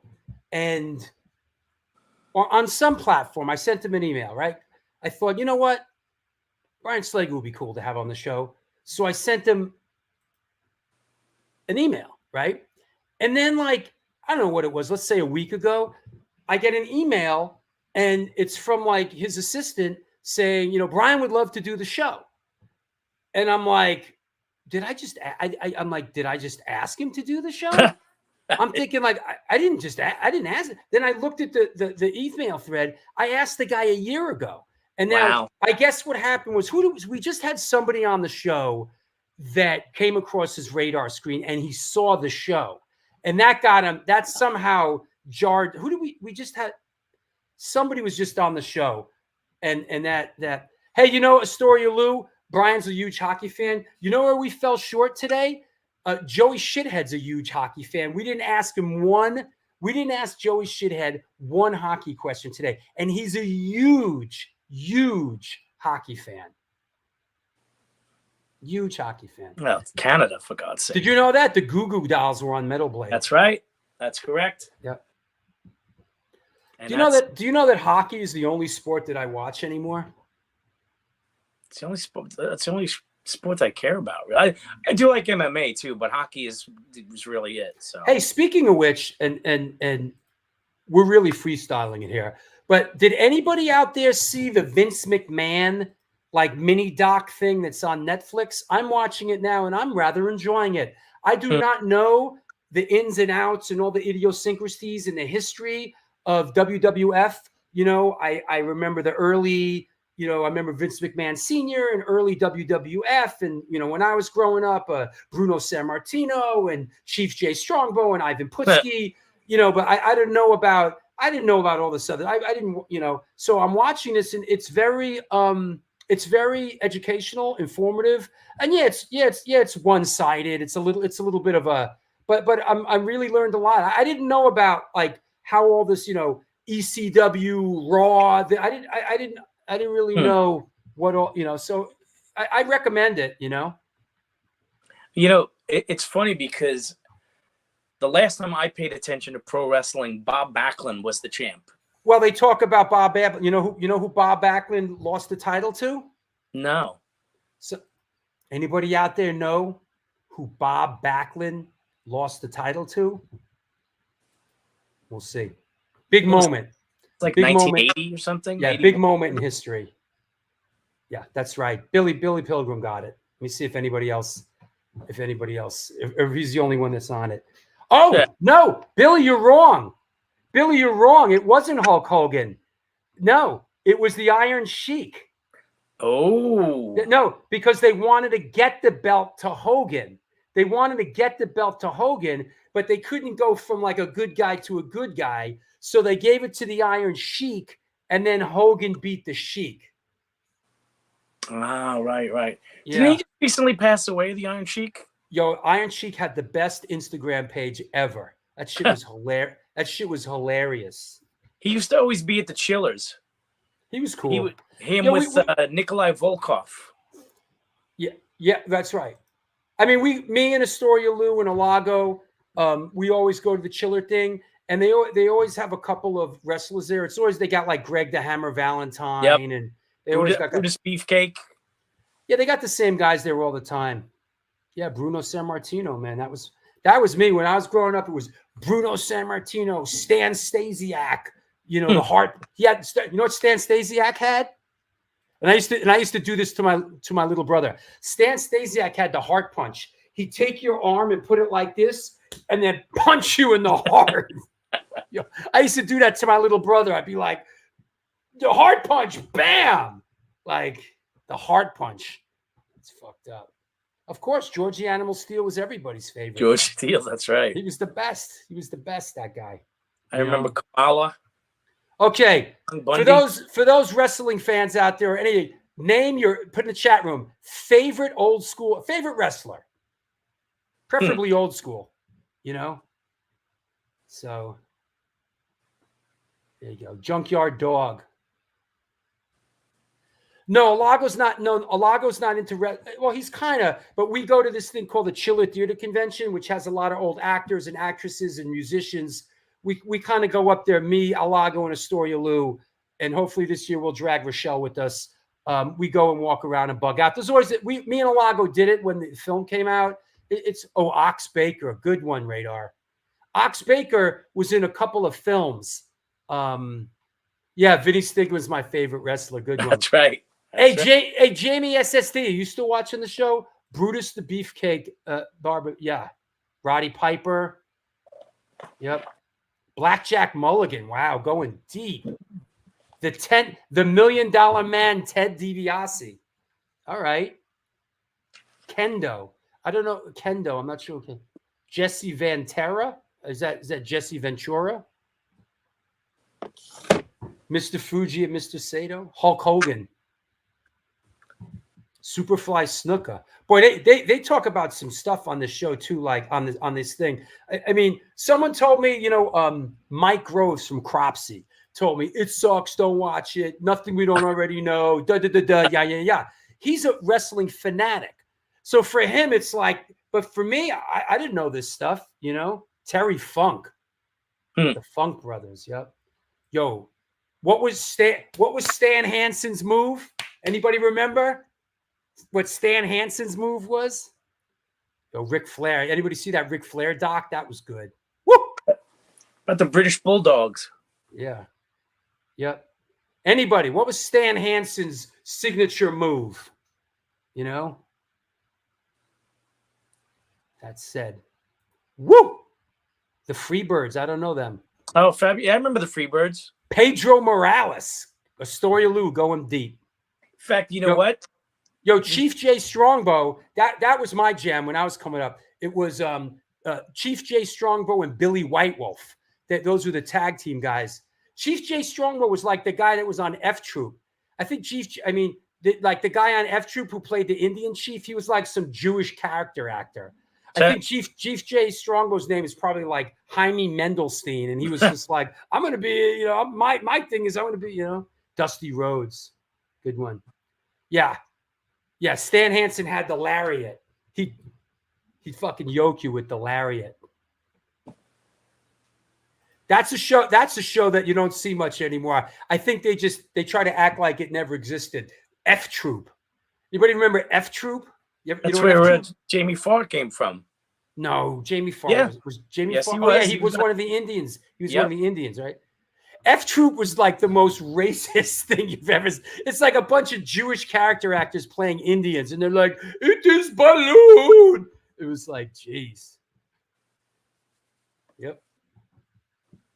Yeah, Stan Hansen had the lariat. He'd yoke you with the lariat. I think he broke Bruno Sammartino's neck or something. It is balloon. Tell you one thing, back then the female wrestlers were not pretty. Yo, the Fabulous Moolah was the champ for like 30 years, bro. She looked like my grandmother, bro. Now they're like smoking hot, half of them, Well, that they talk about that on this thing. Who's looking forward to this show? This is going to be interesting. Yeah, that's going to be a good one. Yeah, it's going to be great. That's going to be good. That's it. Yeah, the Fabulous Moolah. That said, you know what? Let's do this. Let's do a couple of who would you like to see on the show? Post it up. Who would you like to see on the show? If you're watching the show on rerun, please subscribe to the show right there. If you are watching the show, please like the show. Hit the like button right now. Like me. Yeah, like me. All right. So that said, who would you like to see on the show? Duff McKagan, good one. Greg Graffin. Greg Graffin. I've reached out to Greg. Yeah. That would be amazing. Yeah. Jimmy G's been on the show twice. That's right. Henry Rollins, we've reached out to. At the time, he wasn't doing interviews. We'll get him eventually. Kim Gordon, listen. Relax. We got Thurston Moore coming on the show. Troublemaker. We got Thurston Moore. You're not going to get Kim Gordon. Maybe eventually. It's one or the other. Yeah. Milo from the Descendants. John Brandon, I talked to like fairly recently, told me he actually has Wi-Fi in his house now. So we'll get John Brandon. Keith Morris, we almost had. Bill Stevenson. Tim Armstrong, Greg Graffin. Yeah. Yeah, we'll get, yeah. Hey, we had Lars. Yo, funny you should mention CJ Ramon because I don't know if I'd love to get CJ on, but I don't see him doing this kind of stuff. Nick Cave, you think so? That'd be awesome. You think Nick Cave? How about You know, how about Liam Gallagher while we're at it, right? or Roger Waters, you know? You going for your tickets tomorrow or what? You going for your Oasis DRI, listen, we tried to get the DRI guys. They just jerked us around. We're not, DRI guys ain't coming on here.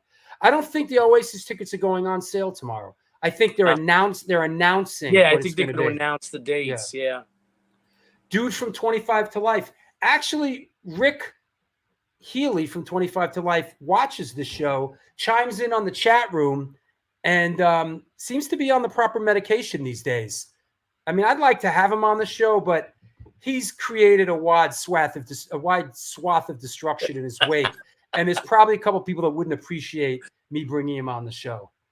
Waddy, you know, I just saw Waddy the other day. Waddy's insane, but we'll get him eventually. Alex Skolnick, sure. Oh, that'd be a good great one. It's a good one. Chuck Billy, I would like if we're gonna go. The band X. You mean like the whole band, like all four of them at once? Yep. What else? Tesco V. Speaking of Tesco V, I reached out to a Barry Hensler from the Necros, and he said he'd do it, you know. Come on now, Joe Satriani, you think? Fucking love to have Joe Satriani on this show. Alex Parialis, the producer, right? Oh, that would be a good one. That guy. Did Mike Dean just leave COC again? I don't know. Fred Armisen, yeah. Yeah, I think that'd be he. I don't think Lee Vin could do a show like this. I think he's getting a little elderly. Yeah. Dean Ween, that's a good one. Come on now. I like the Adrian Ballou, you think? You think?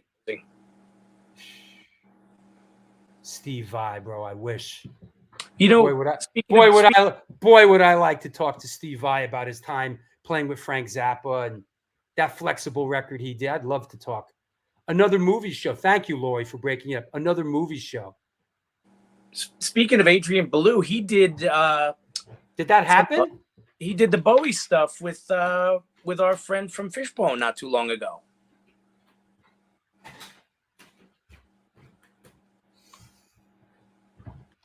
Hello?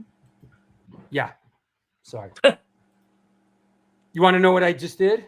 What did you do? I ran over to the stove and put the heat on my dinner. Oh. I was like, what? Did we lose him? No, I ran over to the stove and you see that pot on the stove there? That's my dinner that's starting to heat up. So there you go. Hey, RS, thanks, bro. Thanks for the super chat. Keith Morris and Rollins on one show would be epic. Yo, didn't you? Hey, now that you're watching RS, I saved you. You sent me some pictures. Hold on, you sent me some pictures for RS, right? You sent these to me down at the yard, right? Some graffiti pictures. Oh yeah. That was the one. Hey, RS, funny. Hey, these are for you, buddy. So these are from Steven's yard. Here's Long Island City. Long Island City yard. Here's a shot of the yard. Boom. Oh yeah, there we go. Yeah. So that's the yard where Steven's working in Long Island City now. Right where I used to work. Used to live, right? And when it was a wasteland, but it's not a wasteland. And here are some graph shots, right? Do they buff these, Steve, or these just sit there on the wall? These are recent. These people hit recently. We don't know when. In fact, there's two more since then. I think it's cool looking though. Do they erase them? Well, these have been sitting here for about for a few weeks now. So eventually they got to repaint them. Yeah. Because these are nice, man. That's a cool one though. I can't read what it says. And here's another one.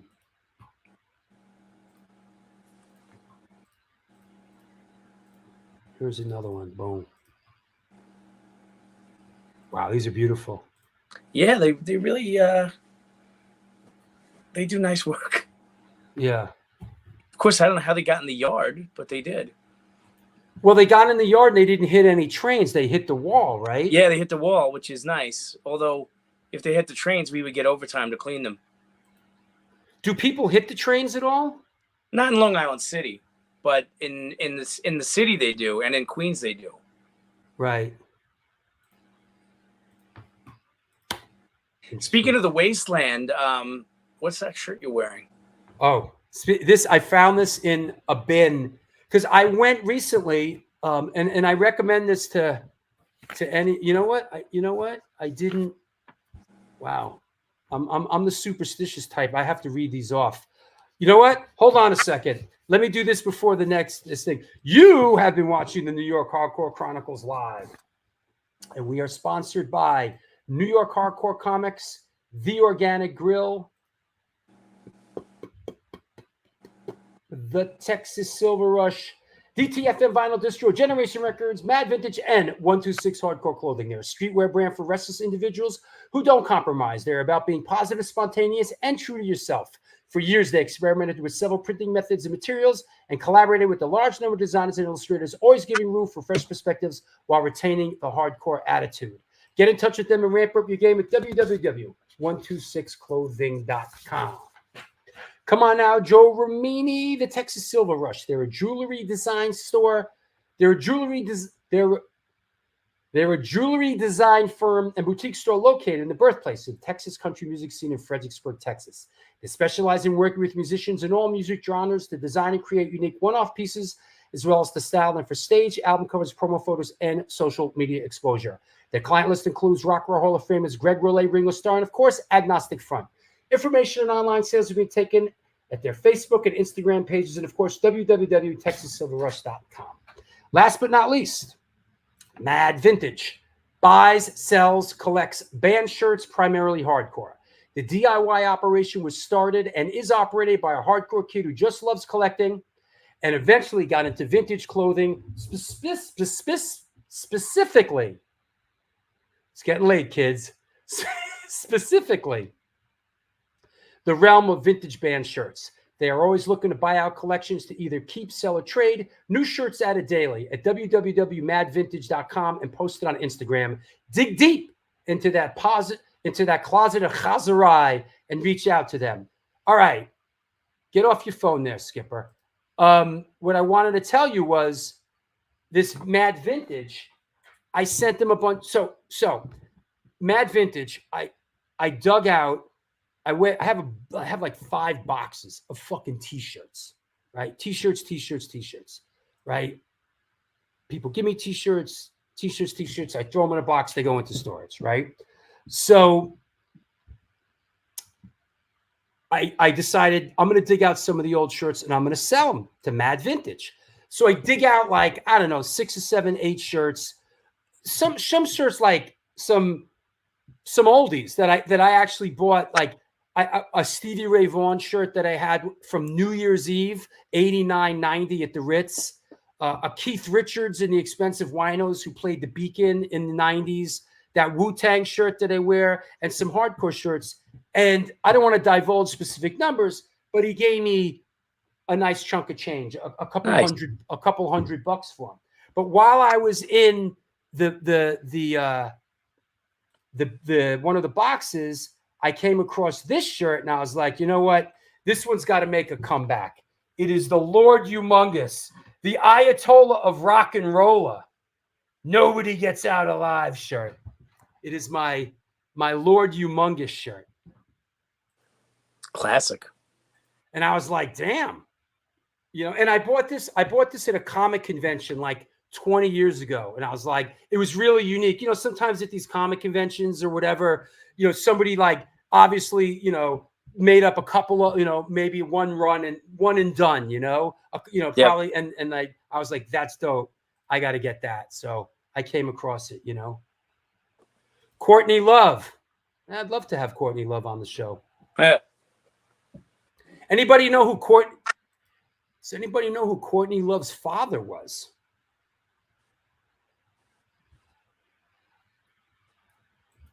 Anybody know who Courtney Love's father was? I'll find. Hold on.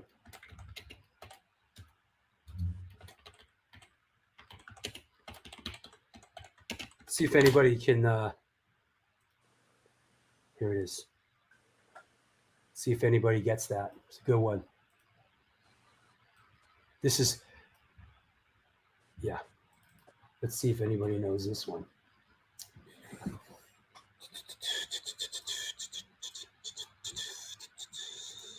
Courtney Love's father. That's right. That's right. You're right. A couple people got it. So Courtney's father. Let me clear the deck because I have a visual here. Yada dee da da da da da da la la. Yes, Courtney Love's father, the Mr. Doctor of Love. Good one. Yep. Grateful Dead manager, the manager of the Dead. Courtney Love, her father, his name was Hank Harrison. In the 60s, you know, I don't know if he was the Grateful Dead's manager, but he was part of the Grateful Dead's family, and he wrote the book The Dead. Hank Harrison. That was written by Courtney Love's father. Yep. Bet you didn't know that. Yep. Courtney Love's father managed the Grateful Dead. So she grew up in that sort of like hippie, commune-ish sort of world, you know? Kind of interesting, you know? For those that didn't, you listen, you learn things here. You come here, you learn things. I learned things too. I feel smarter. You know what I mean? I'm smart. What about me? That's the way Pop wanted it. It's not the way I wanted it. What about me? I'm smart. Hey, anybody speaking of which, anybody see the new Francis Ford Coppola movie? Anybody? I want to see it. I hear it's awful. Really? Megalopolis. I just hear like people like, I don't even understand what I just watched. Yeah, people like, you know. I'll give it a chance. Listen, you're insane. You'll come back. It was the greatest movie I ever saw. This coming from the guy who thought Godzilla vs. King Kong, you know, the last was like amazing. No. Godzilla -1. -1. Sucked. Uh-oh. Here comes the song. It fucking sucked. Right? Right. That shit fucking sucked. Yeah, Steve just loves watching a movie. He doesn't care what it is. I don't even face the screen. I usually just look at the back of the TV. Yeah, he just likes the colors that are like floating around. The colors, you know. Colors. Yeah, -1 was not amazing. Let me see. Adam Blake. I haven't seen Blake in a minute. I haven't seen Blake in like 8 years. You know? Oh, even her father thinks she iced Coben. Huh. Ooh, a movie showing all the Alien movies would be nice. Ooh. Yeah. I kind of like that idea. I'm a fan of those movies. I haven't seen every Alien movie. I didn't see, I think, was there 2 Alien Predator movies? Yes. I didn't see the second one. I saw some of the first one, and I didn't see the latest one, but I'm a big fan of Prometheus. I'm a big fan of some of the other ones. Romulus is the new one. Yeah, I wanted to see that. You know what? I'm not sure what to do about Joker 2. It's like, I don't know, man. I didn't like the first one, man. I just did not like the first Joker movie, man.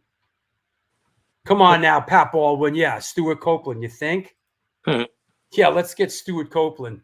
That'd be great.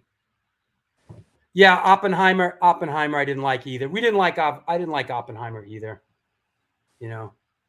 Yep. Yep. What was the first 4 Alien movies? Alien 1, well, Alien 3. Aliens, Alien 3, and then Alien Resurrection. Alien Resurrection. Those were all good. The third one is a lot of people consider the weakest, which was... You know what? I revisited it fairly recently. It's pretty damn good. That was David Fincher. It was his first big movie. It's actually pretty good. You know? Yep. The Waim Phoenix Joker movie sucked. It's awful. Spinner of Yarns finally speaks up. It's awful. You didn't like Boy. that one, huh? What an opinionated group we have. Yeah, no, Spinner, the guy says nothing for 2 hours. All right. Hated it. All right. Remember the two judges from the Fox executives screwed up Alien 3. I always thought it sucked, and then I watched it fairly recently, and I was like, you know what? It's kind of aight, you know? What about Mike Ness as a guest? Well, we were going to have him on, and then he had a throat cancer thing, and then he's out on tour. So we'll circle back to Mike. Mike would be great to have on the show. Is Jello Biafra coming on the show? You know, believe it or not, we have never formally asked Jello Biafra to come on the show.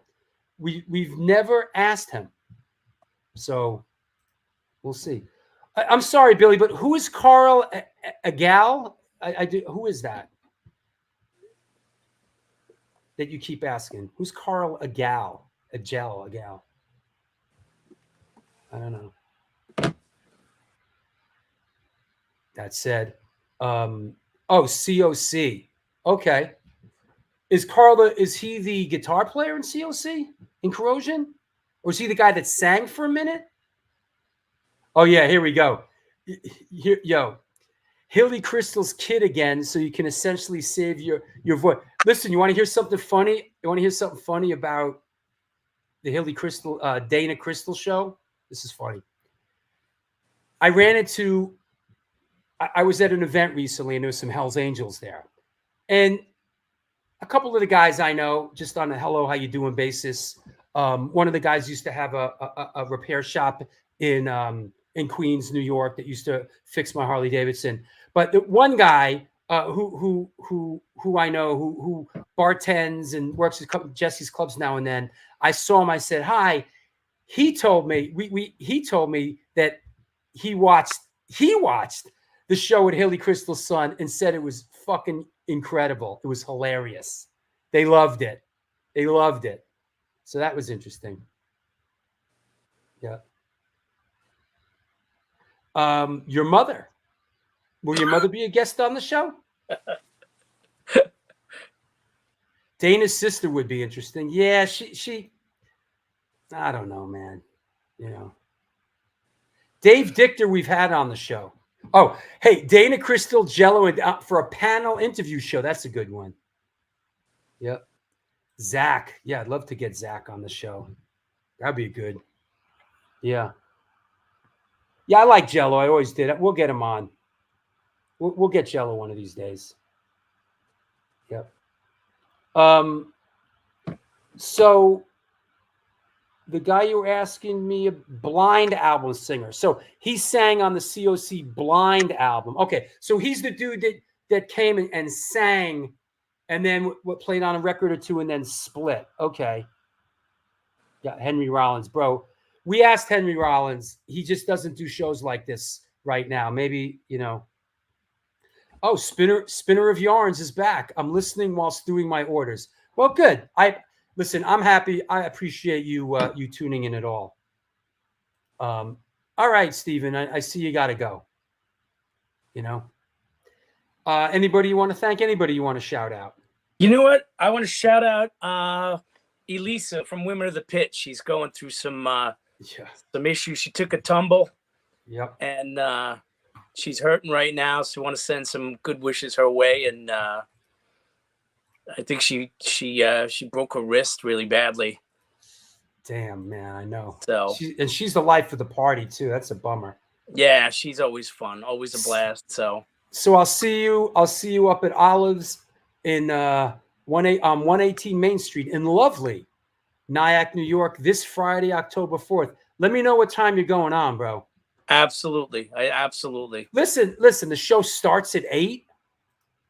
Yeah, so I'm guessing we're probably like 9-ish. That's kind of past my bedtime, bro. I don't know. So why the show starts so late, man? Get ready for Funktoberfest. All right, I'll talk to you soon. All right. Cheers. Take care. You know what? Good one, RS. We've been talking about this for years. An Urban Street Bike Warriors show. I got to do it, man. I got to do it.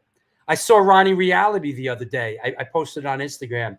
That's a part of my life we never talk about on the show, is the 9 films I made in 7 years, the Urban Street Bike Warriors film. Love to get King Diamond, of course.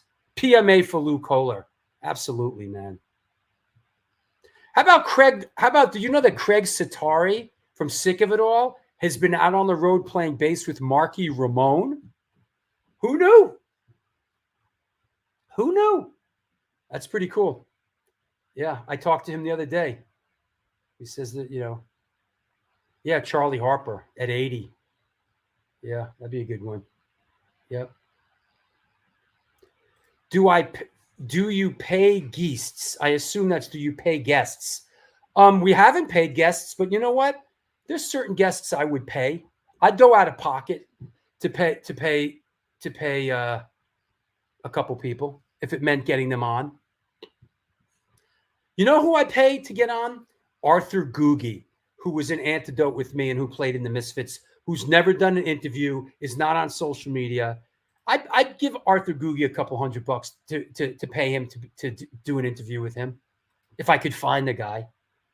You know, Jerry Only won't come on the show. I've talked to him. Doyle says he'd come on the show, but it's a whole. Doyle just doesn't have much to say. You know. So I know, right? You know, I got to track down Arthur Googie, and he will not do an interview, but if I waved some cash in front of him, Bob Riley's been on the show a couple times. All right. That said, listen, my friends, great show today, fun show today. We'll be back in a week with the one, the only Dan Lilker.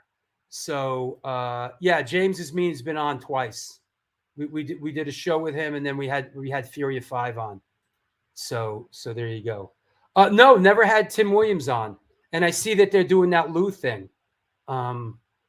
So that said, thanks a lot, everybody. Great show today. Have a good night. Tell your loved ones that you love them. This is very important in this short amount of time that we have in this world. See you soon. Until next time, do good things, and good things will come.